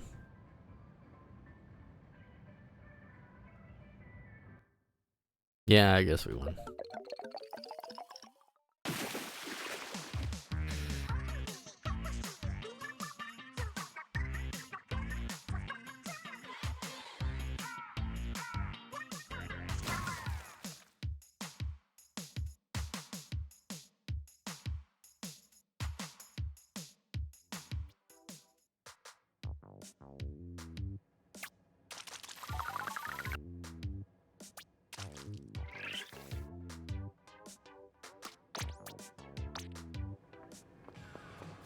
I finally remembered.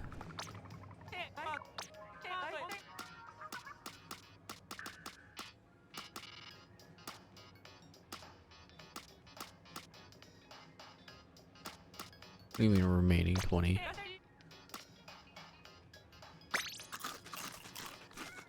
Oh, that's how many matches it lasts.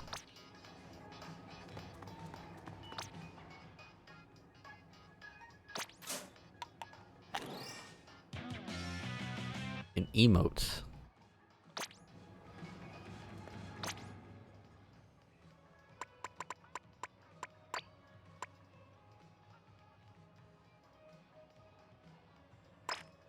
Sure.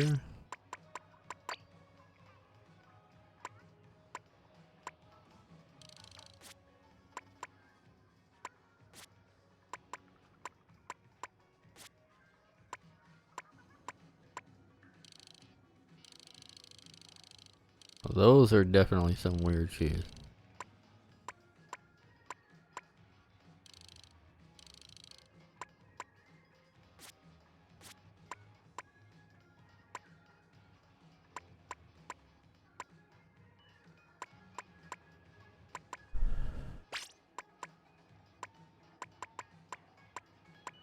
I'll keep those. I don't really like the fit, but I do want to level them up.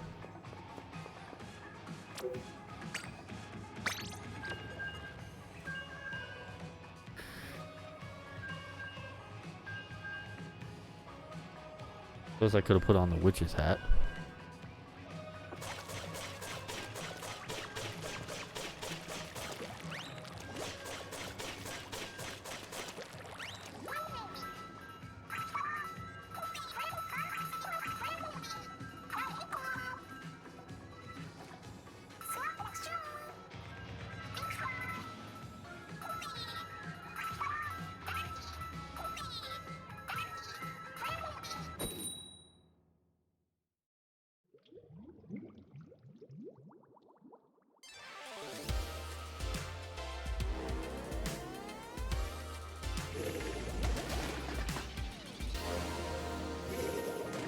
Watch out, that dude's name is Muck, which is count backwards.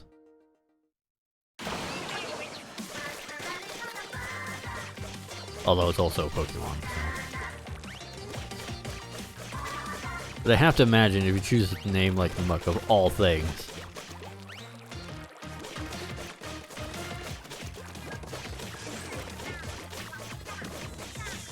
Like, nobody likes Muck, the Pokemon, that well.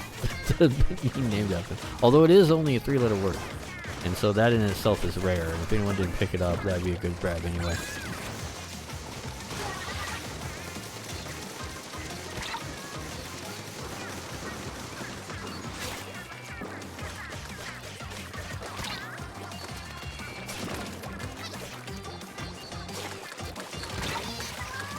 I tried.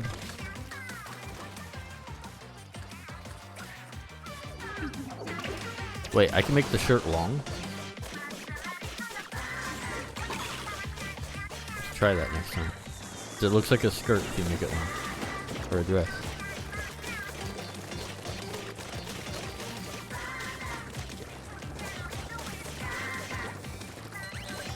What a fucking scream out of that guy.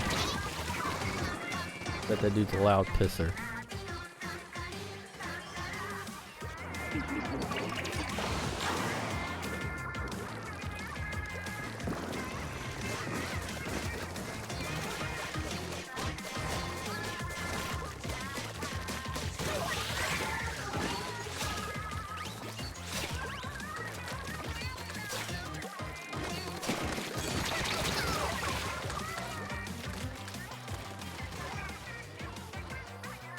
Come splutted.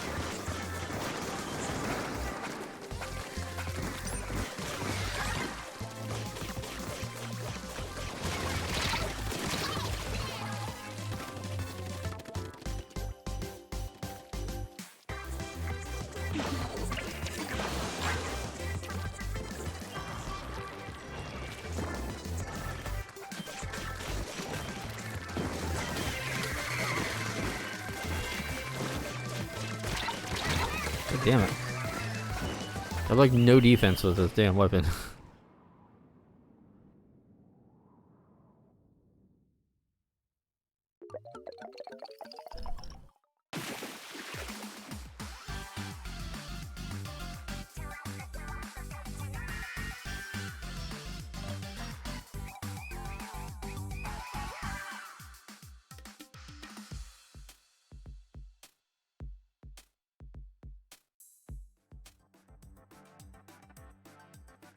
Overall splatter. Popular target. No shit.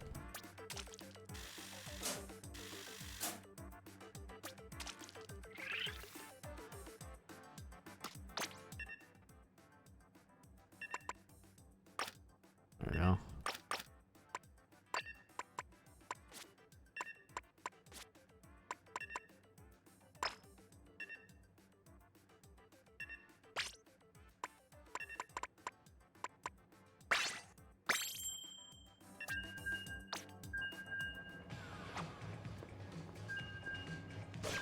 There.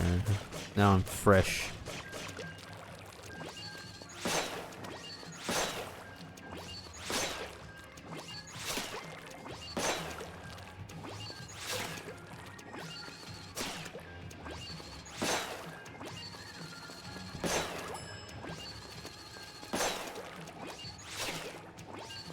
Yeah, you always go buy them.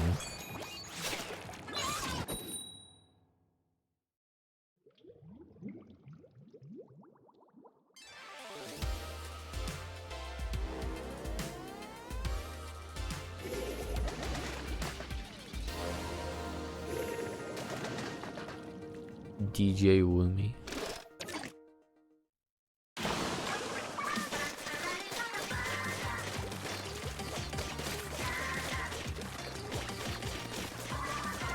Woomy.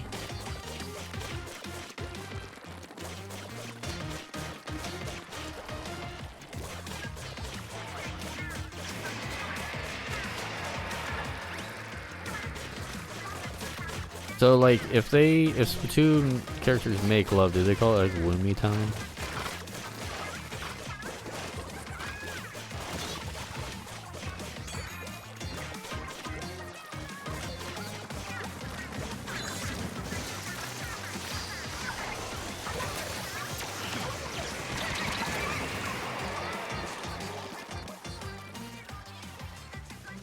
Gwen.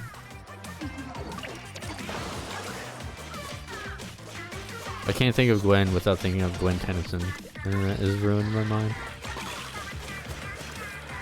That our guest Spider Gwen? Both are nice.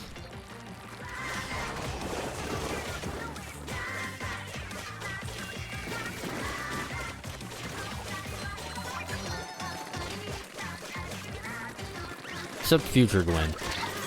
She's ugly. That's mostly just due to inconsistent art style. But there's characters in that show that look fine as adults.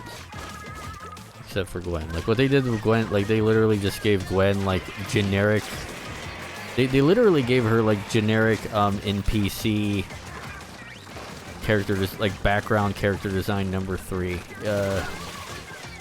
It's like she's not unique at all. Like Gwen was very unique in her style. Like she didn't look like pretty much any other character, even of the ones of her age.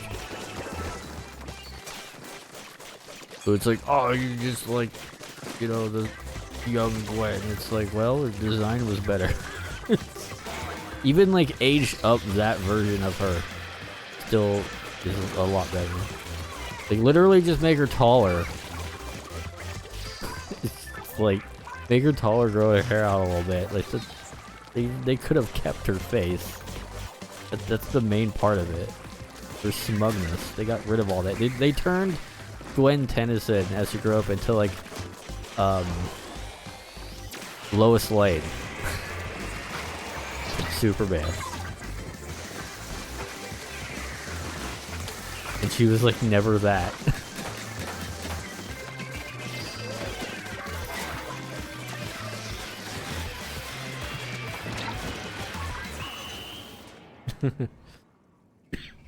They literally gave her like the Lois Lane look, which I don't understand. She was a tomboy.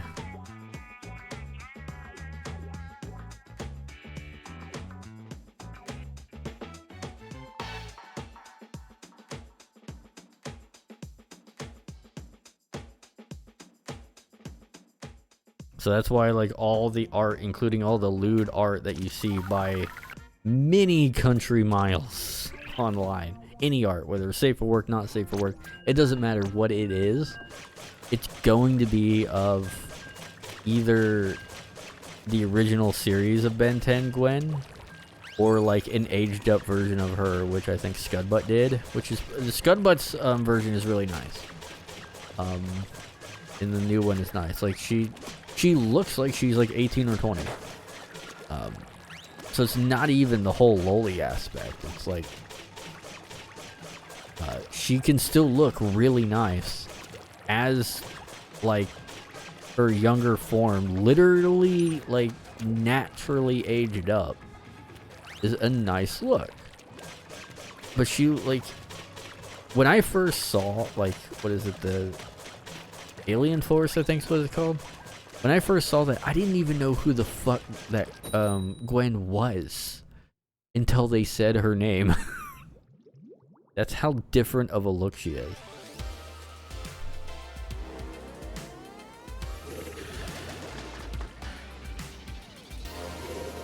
Because I didn't watch it from episode 1. I think I just caught it like when it was on TV on one episode or something. I'm like, who the fuck is this chick? Why is she like here? Like, who even is she? And he said Gwen. Wait, that's Gwen? Like, what the fuck? It's not Gwen. She looks nothing like that.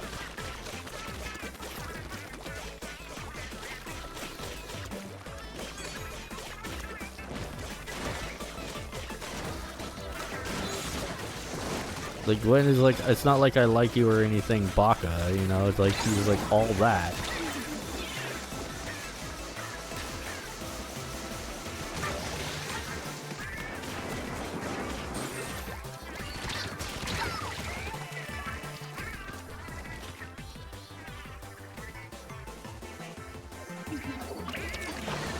Yeah, like, they just fucked up her design. It's not even like the loli thing. Like, they just fucked her design over.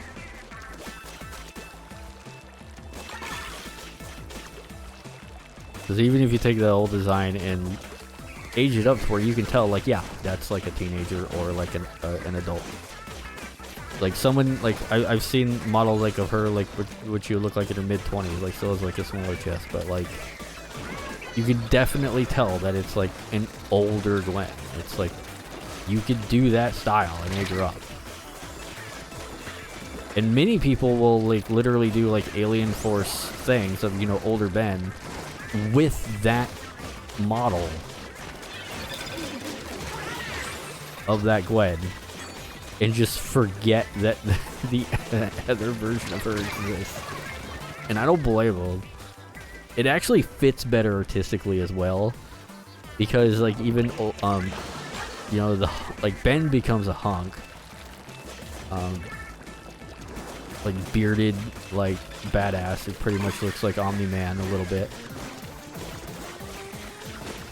and like that's fine. Even their grandpa looks the same. He just looks older. So like they could do it. And you can kind of tell that that older guy is Ben, but like you can't tell that Gwen is Gwen. It's sad.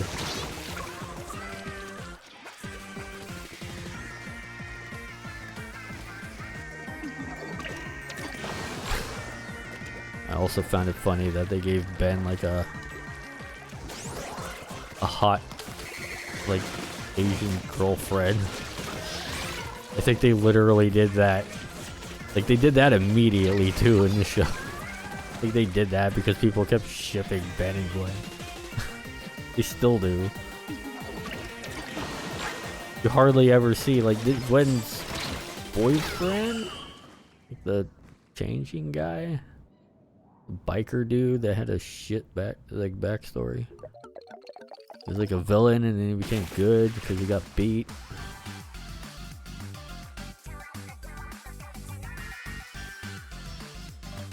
Then he was like all emo and shit. Like, oh, my body is weird. And it's like, oh, shut the fuck up.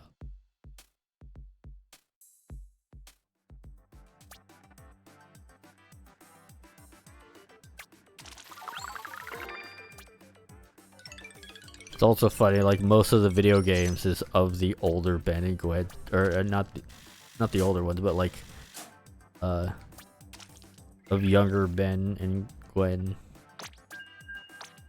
You don't hardly see any of like the newer ones. The designs were better and the characters look better. They just fucked up Gwen. I guess that's just where I'll end it. They just fucked up her design. Ben was fine. Even younger Ben was fine. They aged him up right. It's like I have no problems with Ben. Like they did a great job with him. Like you could tell Ben is Ben immediately when you look at him. It's like even the older Ben. It's like, yeah, he just looks like the younger one aged up. They did for some reason not do that with Gwen. I don't know why. And it's like they gave her long hair and they turned her into a Lois Lane lookalike. And I was like, what the fuck? And it's like she would never look like that.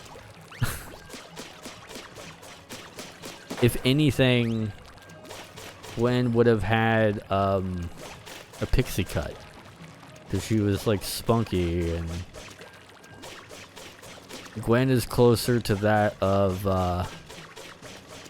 like Catwoman, or hell, even Spider-Gwen in her style, or even like Gwenpool. Because, like, she even wore, like, a full bodysuit thing with a cat on it. So it's like, she wouldn't have a Lois Lane look. It's just not in her personality. It's so weird. I don't know why they went that route with her.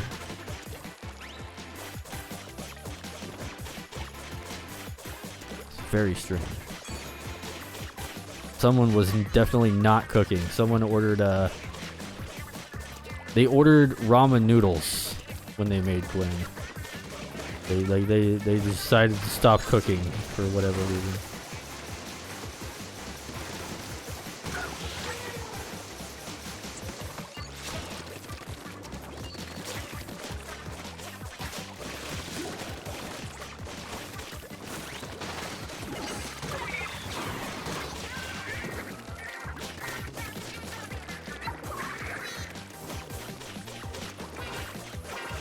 Speaking of which, there's a new Scud Butt animation in the works.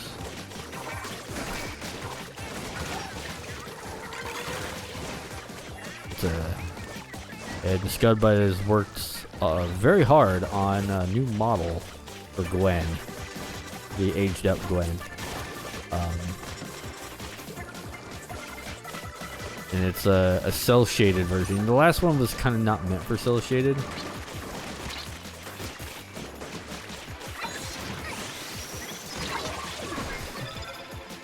But the new one is.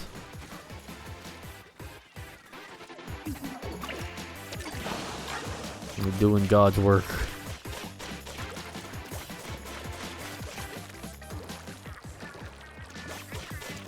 It's like bringing back Forearms, which that seems to be the popular pick of all the monsters.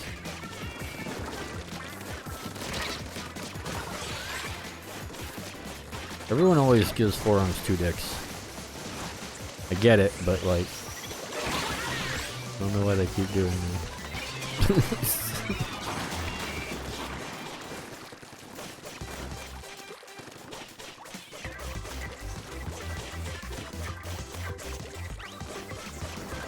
Anywho, can you tell I'm a filthy degenerate?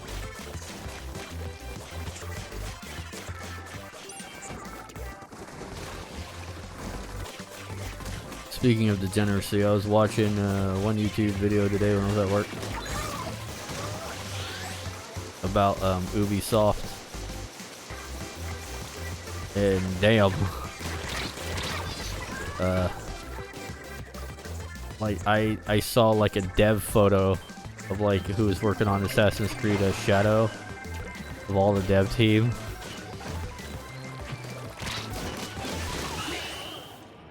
It's like all women.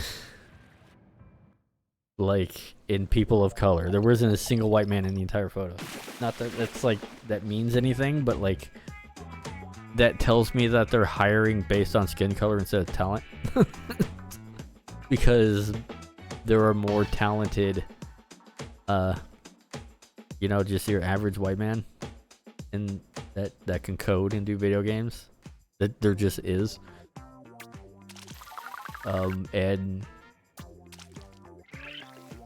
it's, you know, it's like, oh, you're hiring because of that. And they're like, well, why are your grades failing? Well, I wonder. Because you're not hiring because of talent. Look.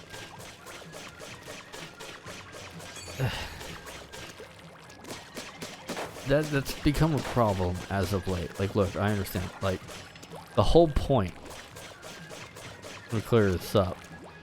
The whole point in all this is that you don't discriminate from the get-go.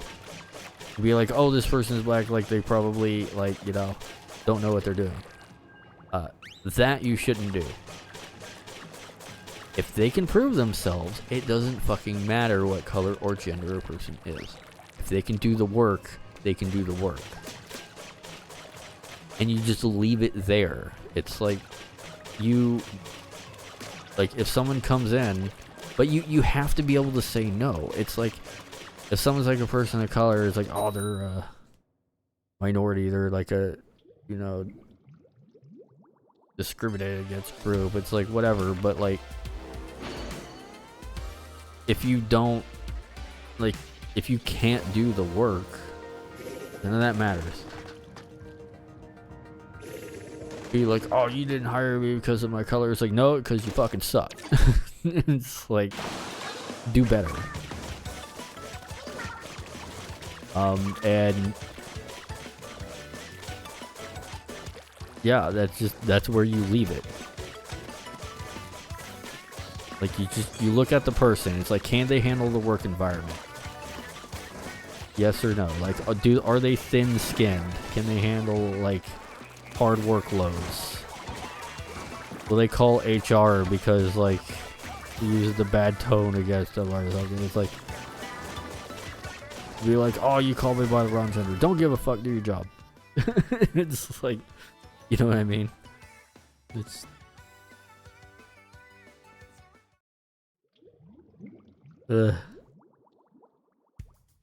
And then they wonder why Concord spent like 100 million and produced shit. It's like there's a reason for that.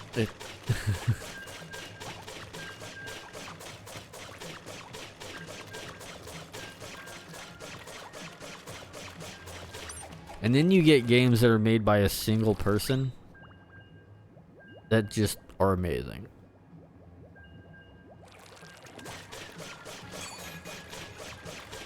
And sometimes you get games made by a single person that are complete assholes. Like the Fez developer. Can't even remember what he did. I know he got into a lot of high shit because he just wouldn't shut his mouth.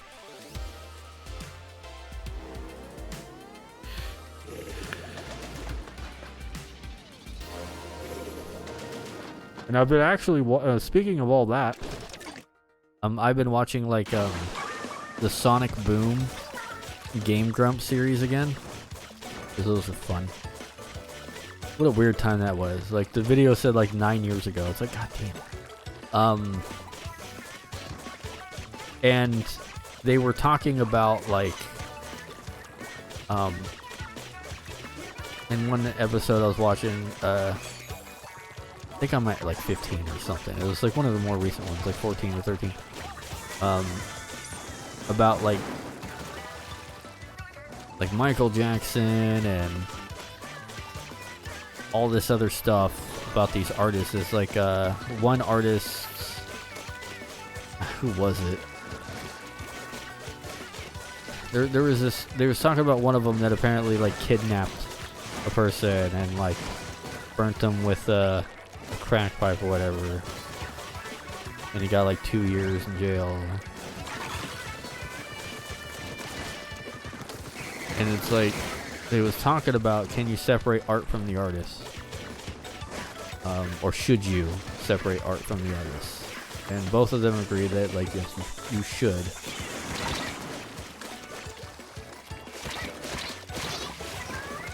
Because, like, you know, like Harry Potter, it's like, what if someone, like, you know, people are saying, like, you know, I can't think of any names today. My brain is fried. Not Lowenfels, like, not Token. The bitch that wrote Harry Potter. I can't think of her name right now. Saying like, oh, she's transphobic. Yeah, a little bit. I've seen her tweet. She kind of is, yeah. But like, what if a trans person like really loved Harry Potter, even though like that lady was transphobic? Like, what if they really loved Harry Potter and they went on, was inspired from that franchise to do their own thing? They made like this really cool property. I mean, there's something like that already in VR chat with the Trans Academy. It's got like magic hats and you know, it's kind of based like a magic Trans Academy, right? With trans colors everywhere and all that. That's sort of inspired by that a little bit. It's like, and if you never watched the show because the artist sucked, or didn't listen to music because the artist sucked, like, then you wouldn't have gotten inspired by it and made anything new. So separate art from the artist. Wow, we just lost by a hair. Yeah, so separate art from the artist.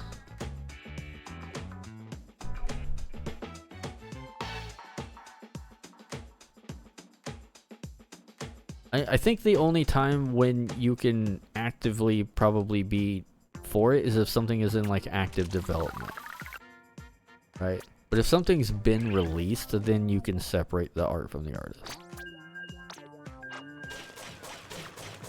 I think that's when it's okay to do the separation, is after release, because then it just goes into the aether. But like, if a movie is currently in development, or a game or something, and someone's being an asshole, then you can avoid it. But once it comes out and then it's in the ether, then you can choose, be like, okay, I'll separate art from the artist and still do this thing or listen to this music, but like the artist sucks, but like damn, this thing's a bop, you know, one of those things.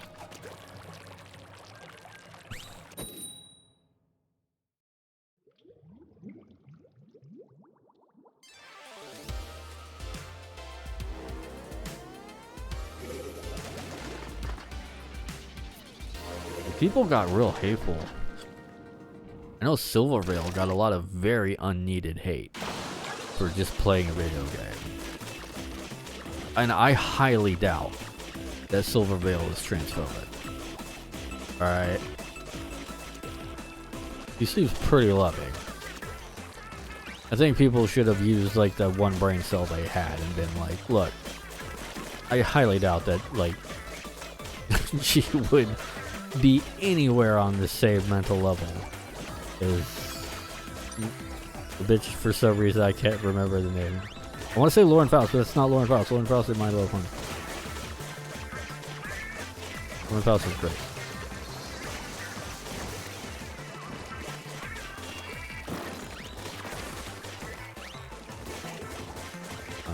So it's not her. I'll think of it later and I'll be goddamn it. For some reason I have like RR token in my head. It's the Lord of the Rings guy, right? J.K. Rowling. That's it. J.K. Rowling. I figured it out. Came into my brain.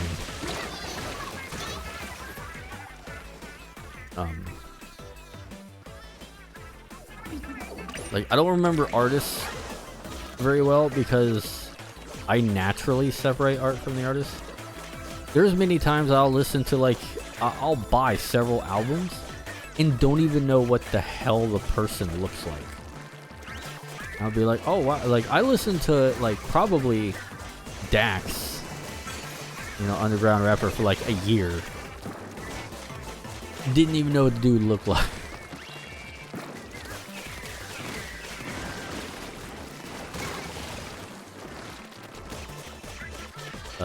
In case you're wondering, dude's kind of a hunk. Like, I'm not really for guys, but like, damn. He's a pretty ripped black dude.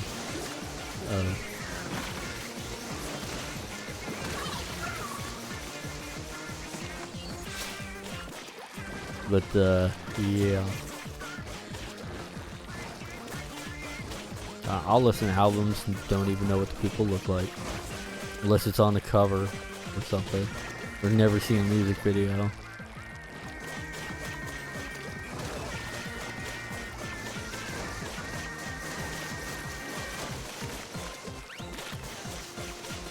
And I usually don't watch music videos.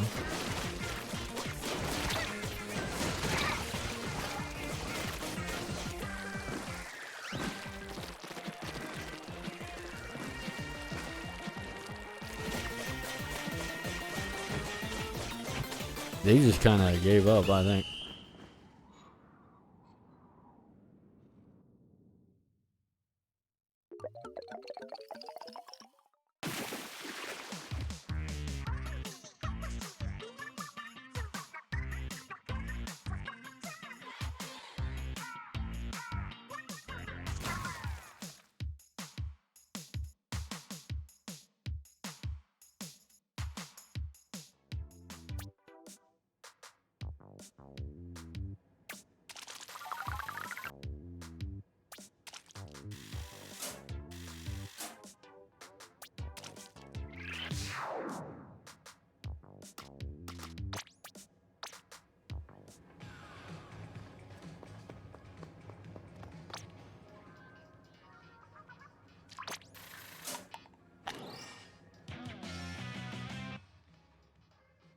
Oh, damn.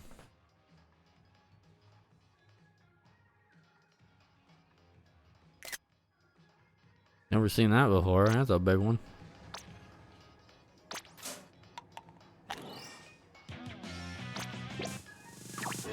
I never play this game.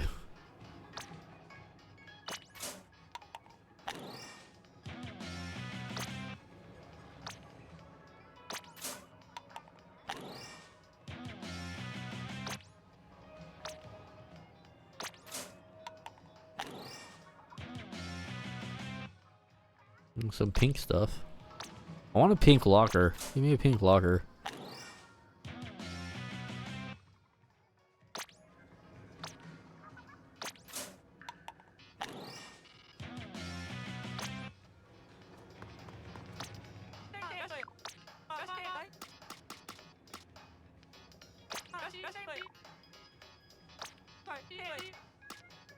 Wonder how I get these.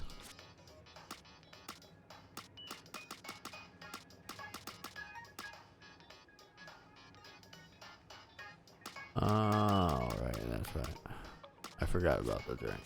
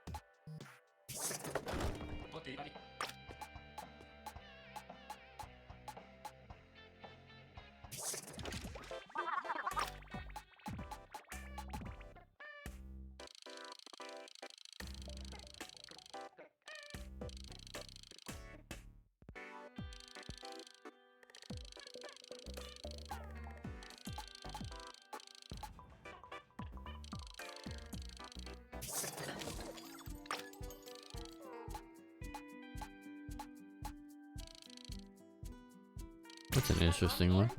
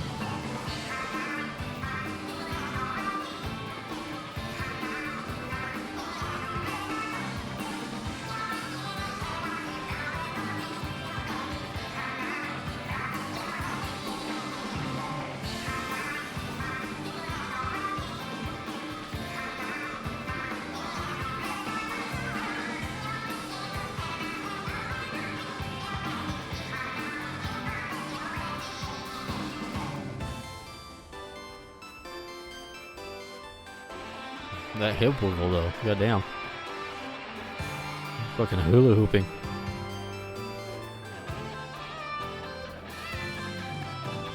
That is a practice ability.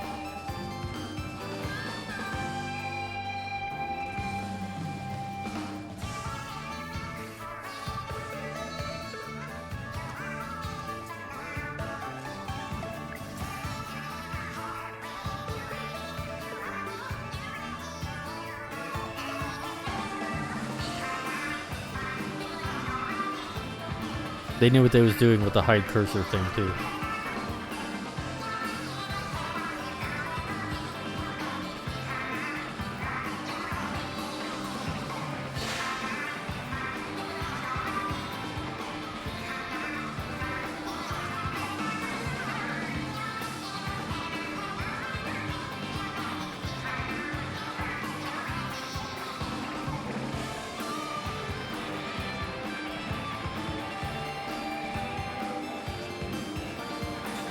Someone animated that.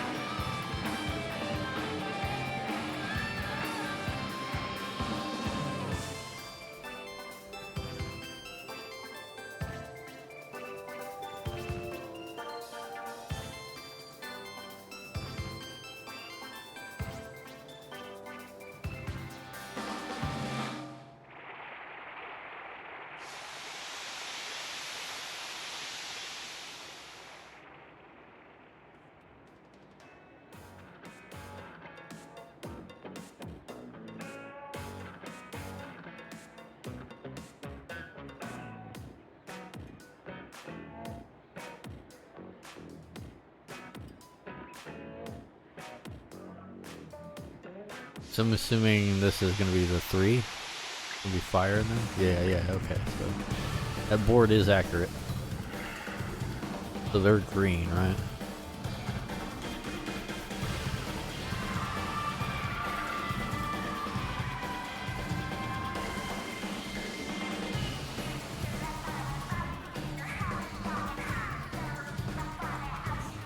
I mean, their outfits are cute. I don't have anything against these characters. They're fine. I mean, they all have like different vibes. Like, Callie and Marie have like their own vibe, and then you get like Pearl Marina, more of the hip hop thing. I don't. These are more like Orient style, like Indian and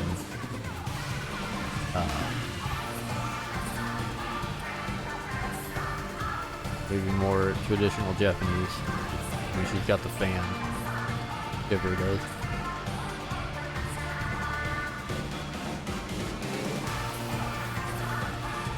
And I don't know what Big Man supposed to represent.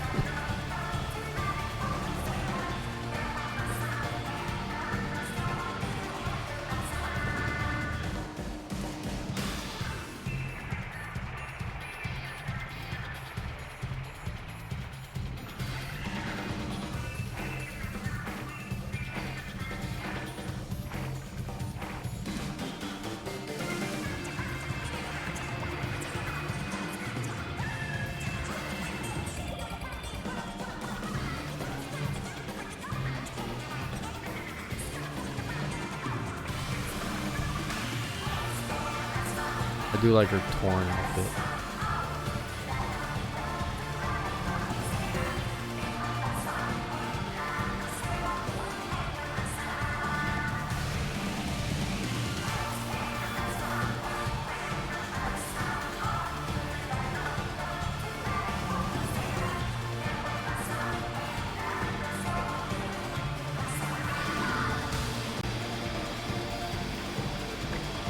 So I don't know quite what the design decision for her top is.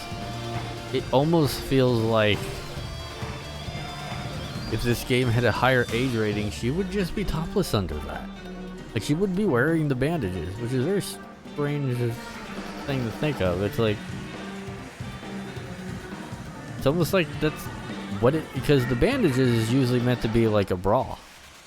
And like when you see like animes and stuff like that, when the females wear bandages on the top, it's like a kunoichi sort of bra.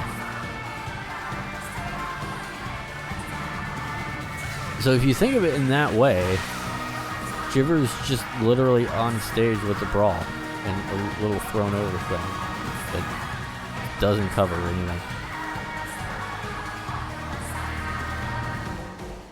Whereas the Fire has like a, what I would say more of like a kickboxer kind of outfit. Something like that, or something like that, like more of a fighter sort of thing. An athletic outfit.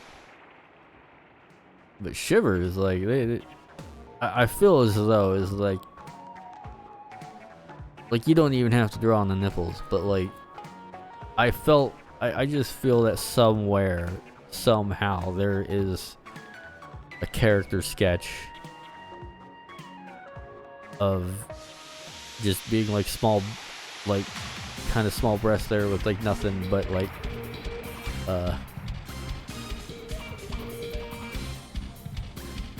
of it just being like essentially topless, like PG topless, let's just say that. Like nothing marked in, but like I feel that that's what they wanted to do.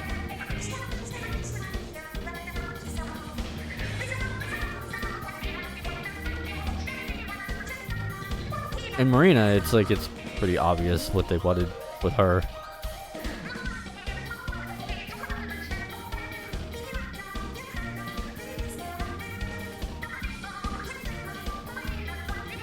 You can still kind of see her Odysseus belt, I think is what they call it. Or like the V lines. Her pant, like her vector art actually shows like the V Odysseus belt muscle. You can kind of see a little bit of her butt crack too. It's like when she spins around, it's there. They knew what they was doing with Marina. Pearl is I guess she's just like the short queen.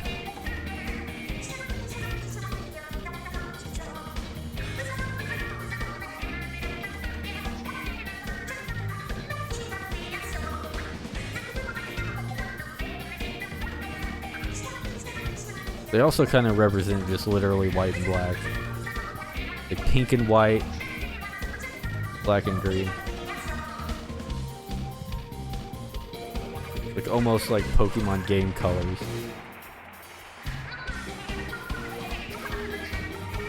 Just like complementary colors.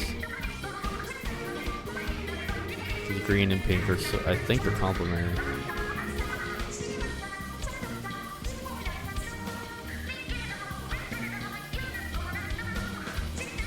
Marina would also work with pink, but it wouldn't have worked as well with Pearl. So having Pearl, the white and pink, works better than white and green. But Marina could pull off both colors. Like my OC is black and pink. It works really well.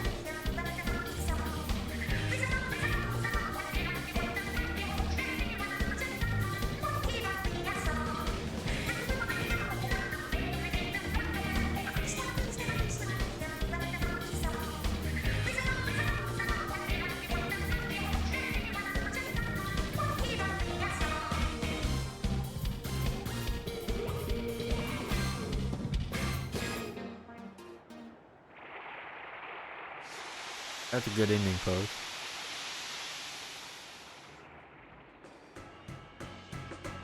Now this should be Callie and Marie, I'm pretty sure. Is on the far right. The grand stage is, I think, is what's in the pink rectangle.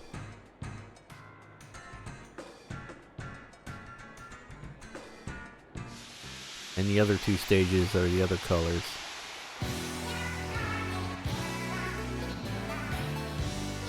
Yep.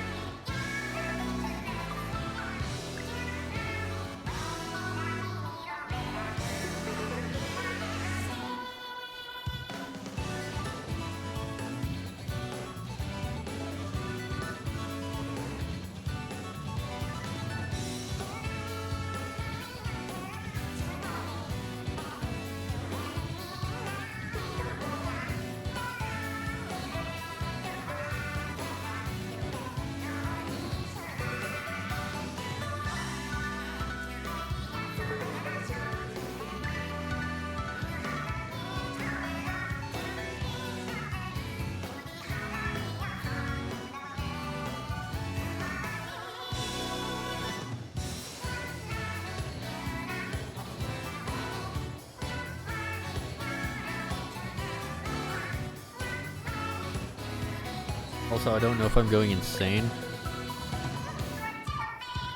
but I swear that they made their chest sizes a little larger.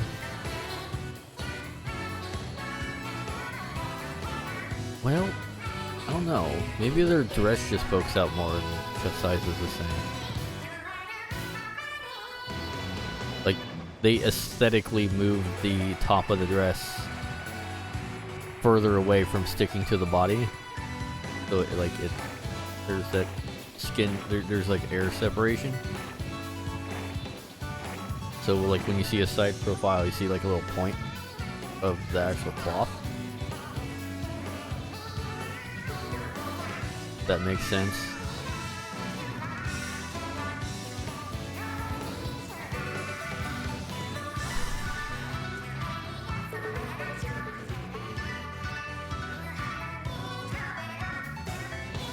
Yeah, it is there a little bit.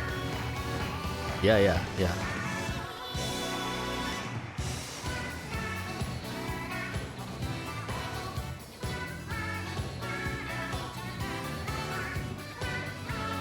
That is someone that, like, they definitely got someone that knew fashion to do that tiny bit in, like, the 3D editor.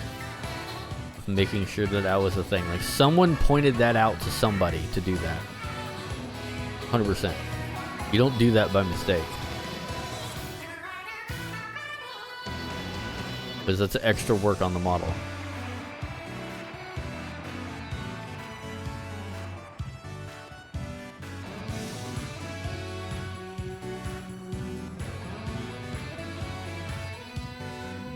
Also seems like the rigging's a little better.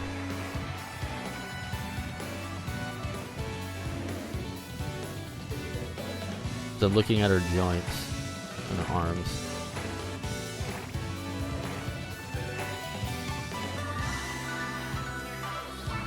Yeah, that is really pretty good weight painting. The joints deform really well. Specifically, like when they bend, look at the armpits and how, like, when arms are moving, it's how, like, unnatural or natural it looks. And, like, especially when it's, like, close to the body and it's scrunched up, like, does it clip through? And let me tell you, that is an absolute metric ton of a bitch in order to get right. And to do so in a performant way without using a ton of bones.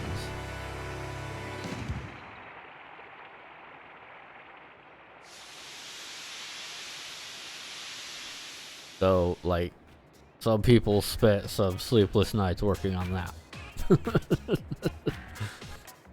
Most assuredly. Oh, weird. This jump is a little slower than I thought.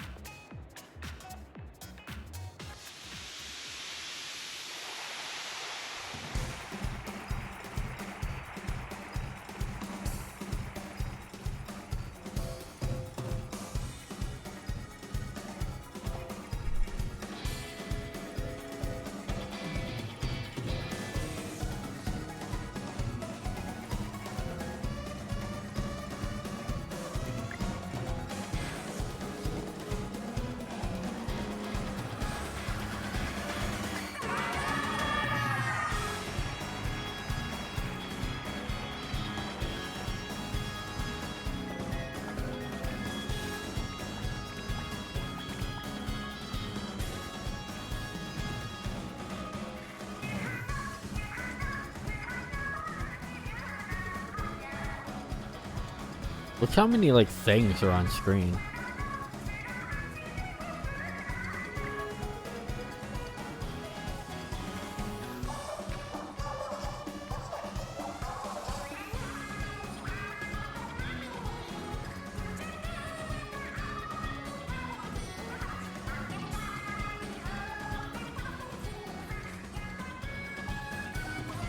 And it's still running really well. See that? Oh, this one's actually a banger, this song.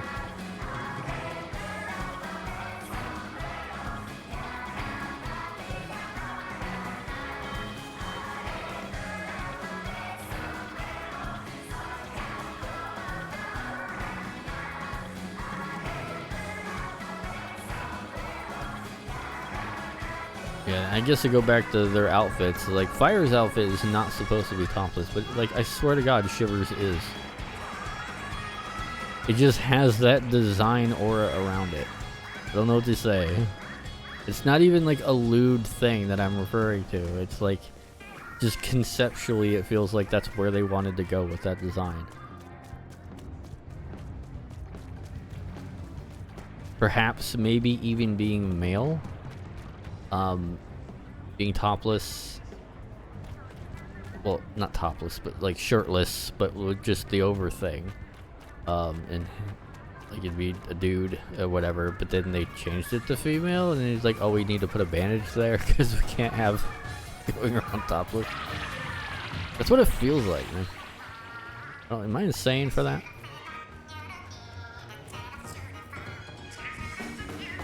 Oh, is this like Calamari and Ken taking?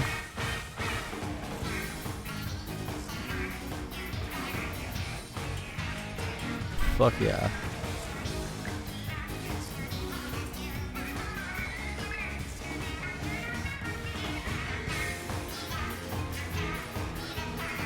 The song is hype.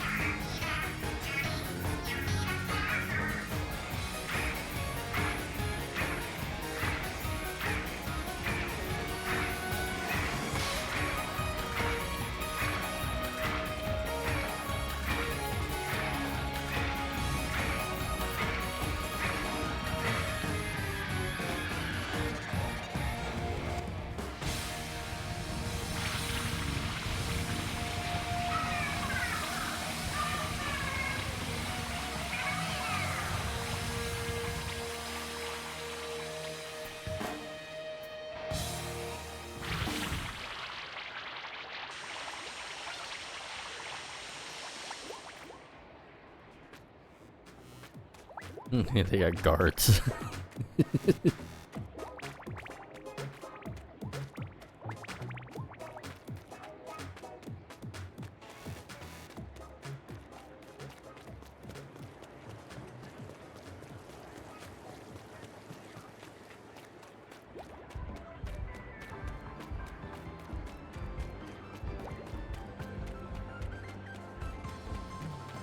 Is it the same song?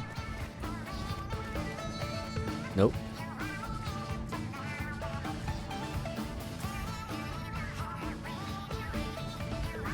Okay, so like they do a different song every time, so you just kind of have to go between the three venues if you want to catch them. Oh wait, what's going on here?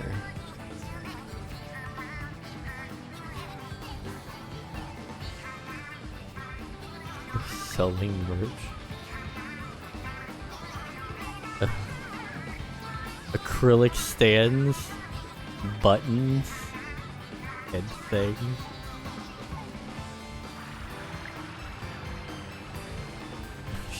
They signed their names on it.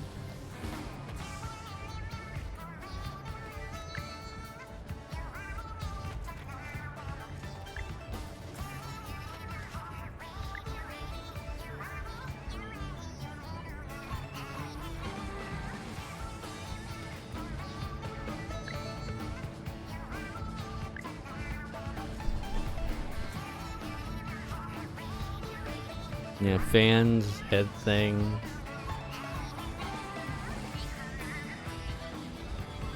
Can you get these acrylic stands like for your locker, I wonder?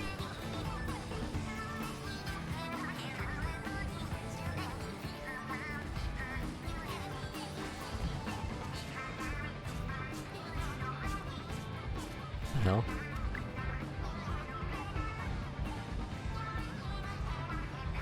They're the albums, I guess. Wasn't that dude like one of the bosses? Oh, it's you. The old man that like half died. That's funny.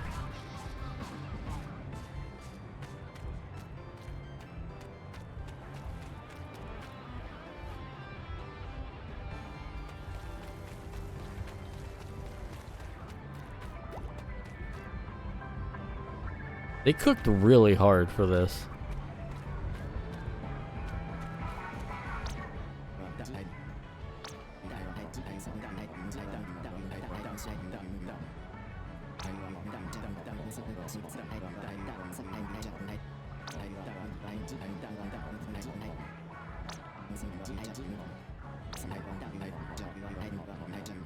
In it? Did you use in it?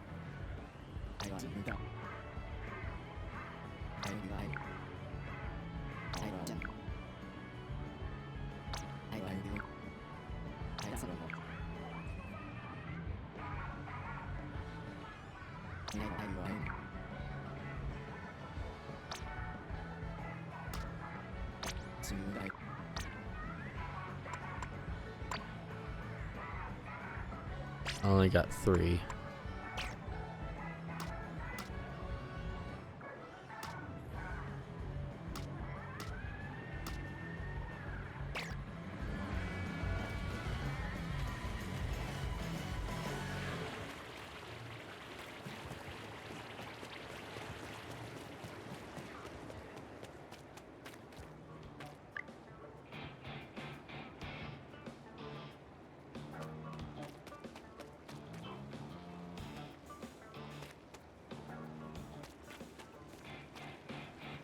Bicycles?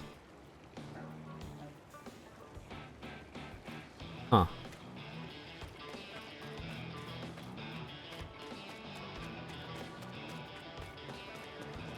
Why is the Eiffel Tower upside down?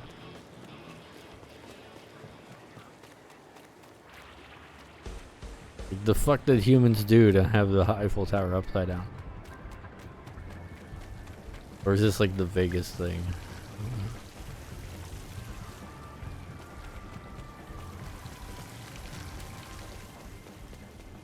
But they got 4-wheelers? Motorcycles?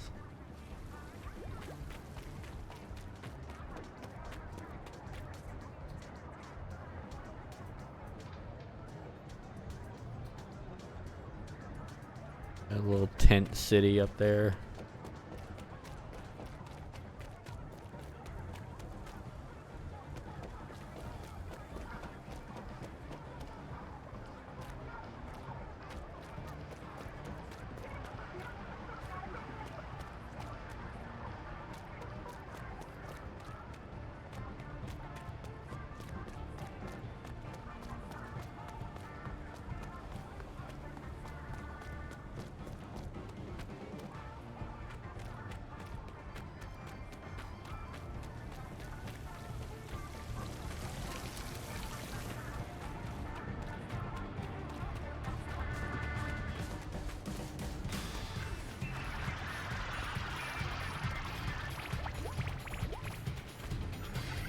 Oh wait. Hello, dead fish.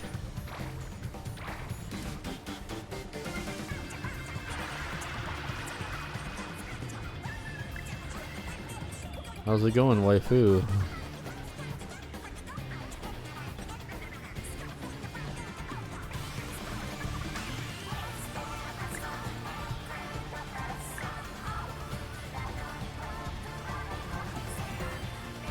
Seems like if that's dead fish, guessing she kind of likes Pearl. Unless that's Marina's laptop. Wait, I think it is. Yeah, because that's from last order. That's Marina's. This is all Marina's stuff.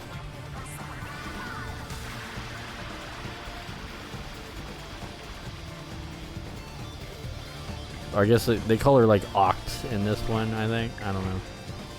Her name's Deadfish, though. Supposedly she's dead. Like literally, like he died and somehow came back. I don't know the story behind that, but like he is.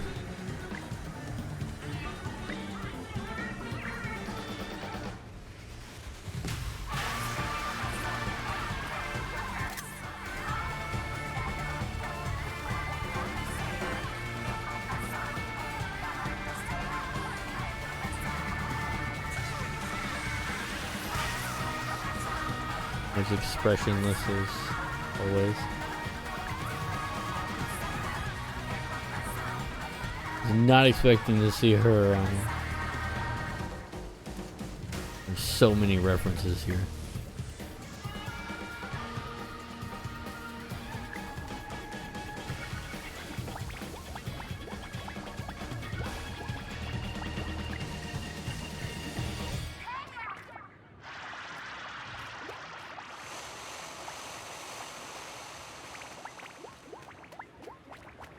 I mean, I was just expecting like a normal little festival thing.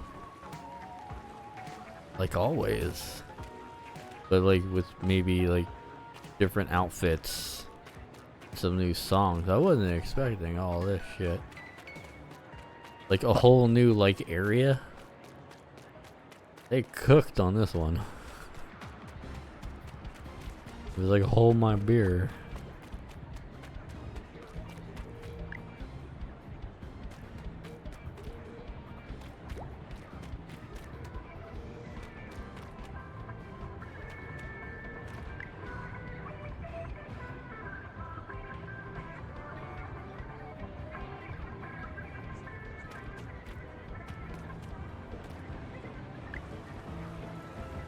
That's funny.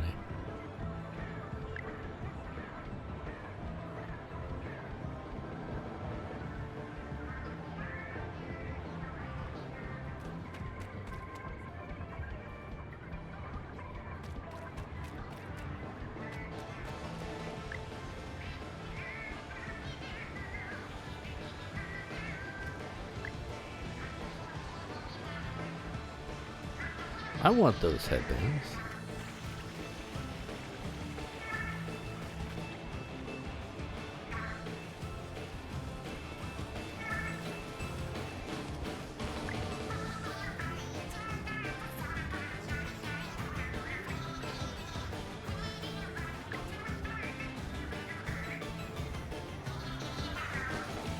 Trying to see if I can spot any other things.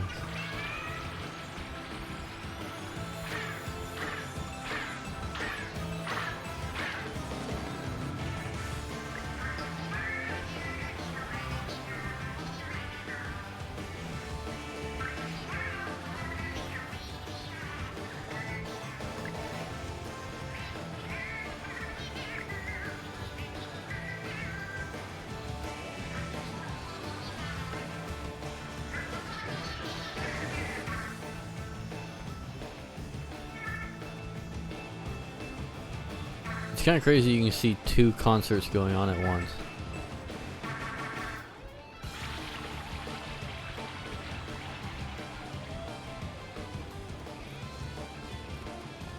I don't know how the hell they accomplished that.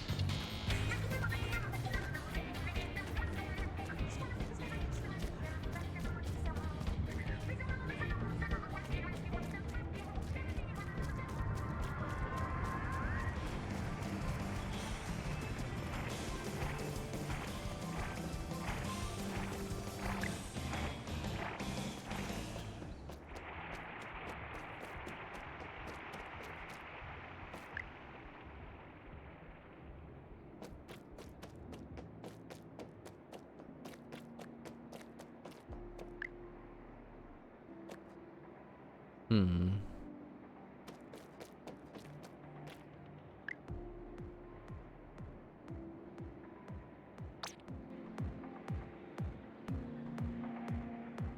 What the?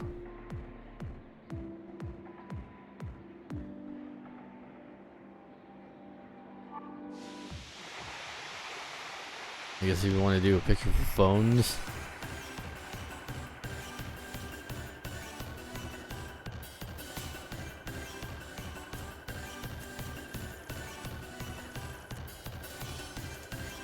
You mean set scene?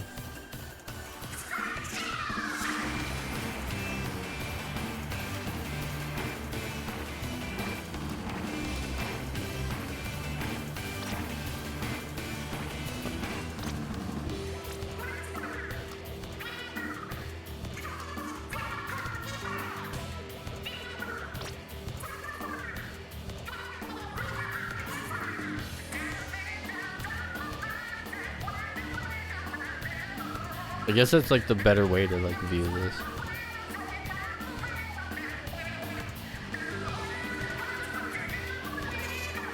But you can't zoom in all the way though. I don't think.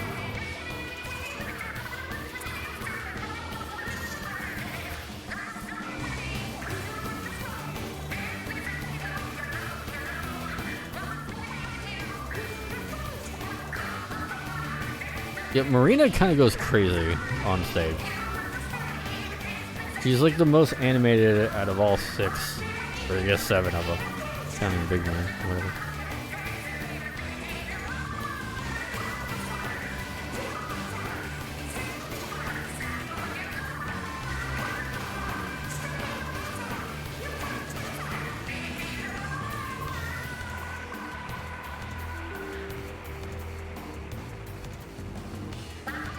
But calm down, woman.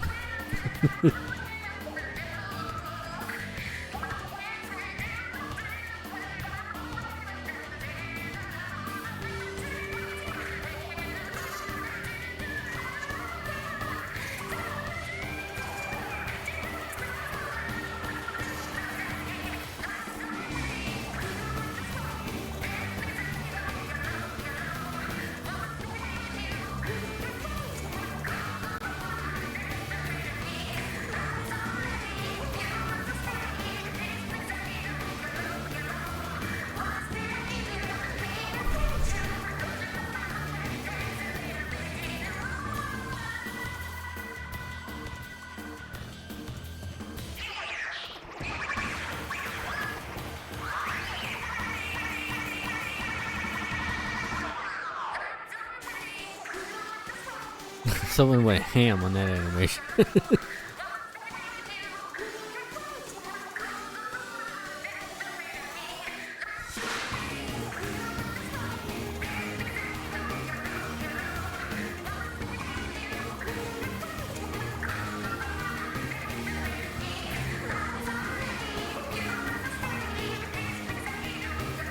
I like how Pearl's trying to match her energy. But Marina is just way more dramatic.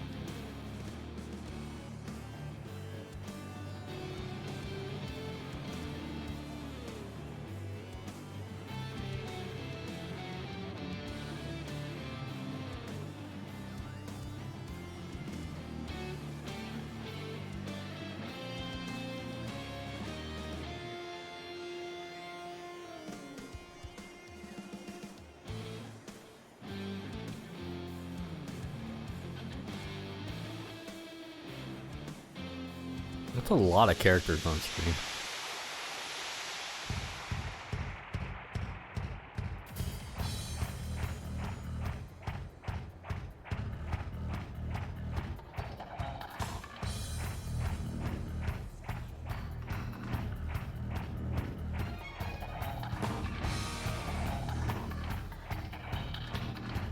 this is incantation.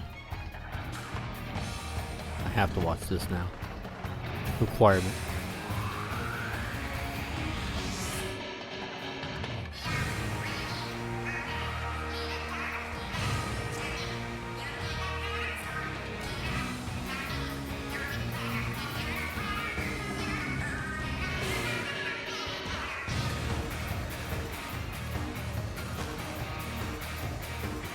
Let's get a more dramatic angle.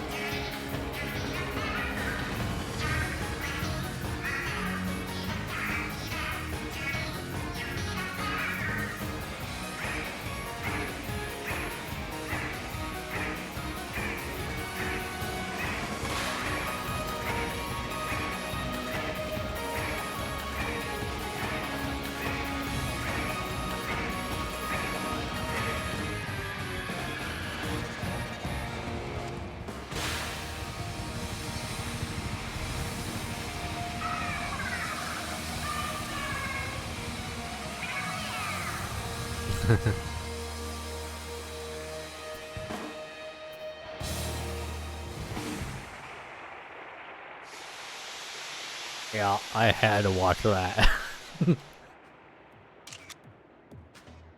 What?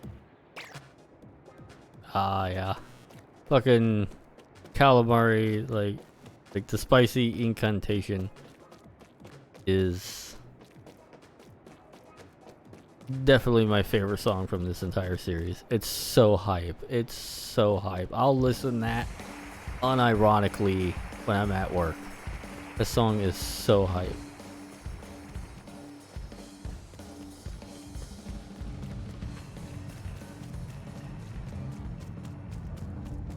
I think that was like spicy one. It was like the longer version. That was like the grand version of that one.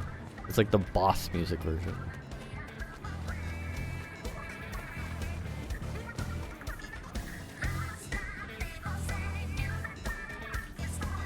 And this is probably one of my favorite of these two.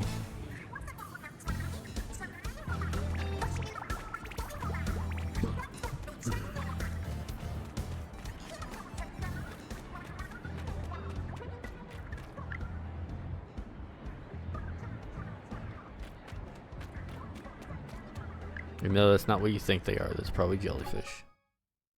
Oh.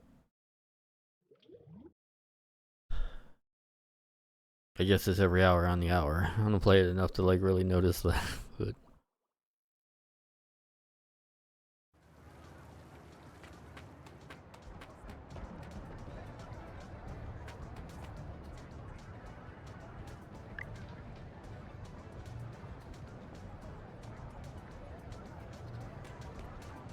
PNG Skybox. I'll give them a little leeway on this with all the stuff going on.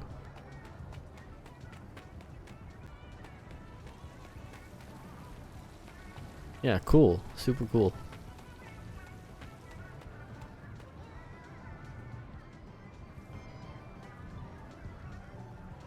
Alright, that's gonna do it for me. So thank you guys for watching and see you guys next time.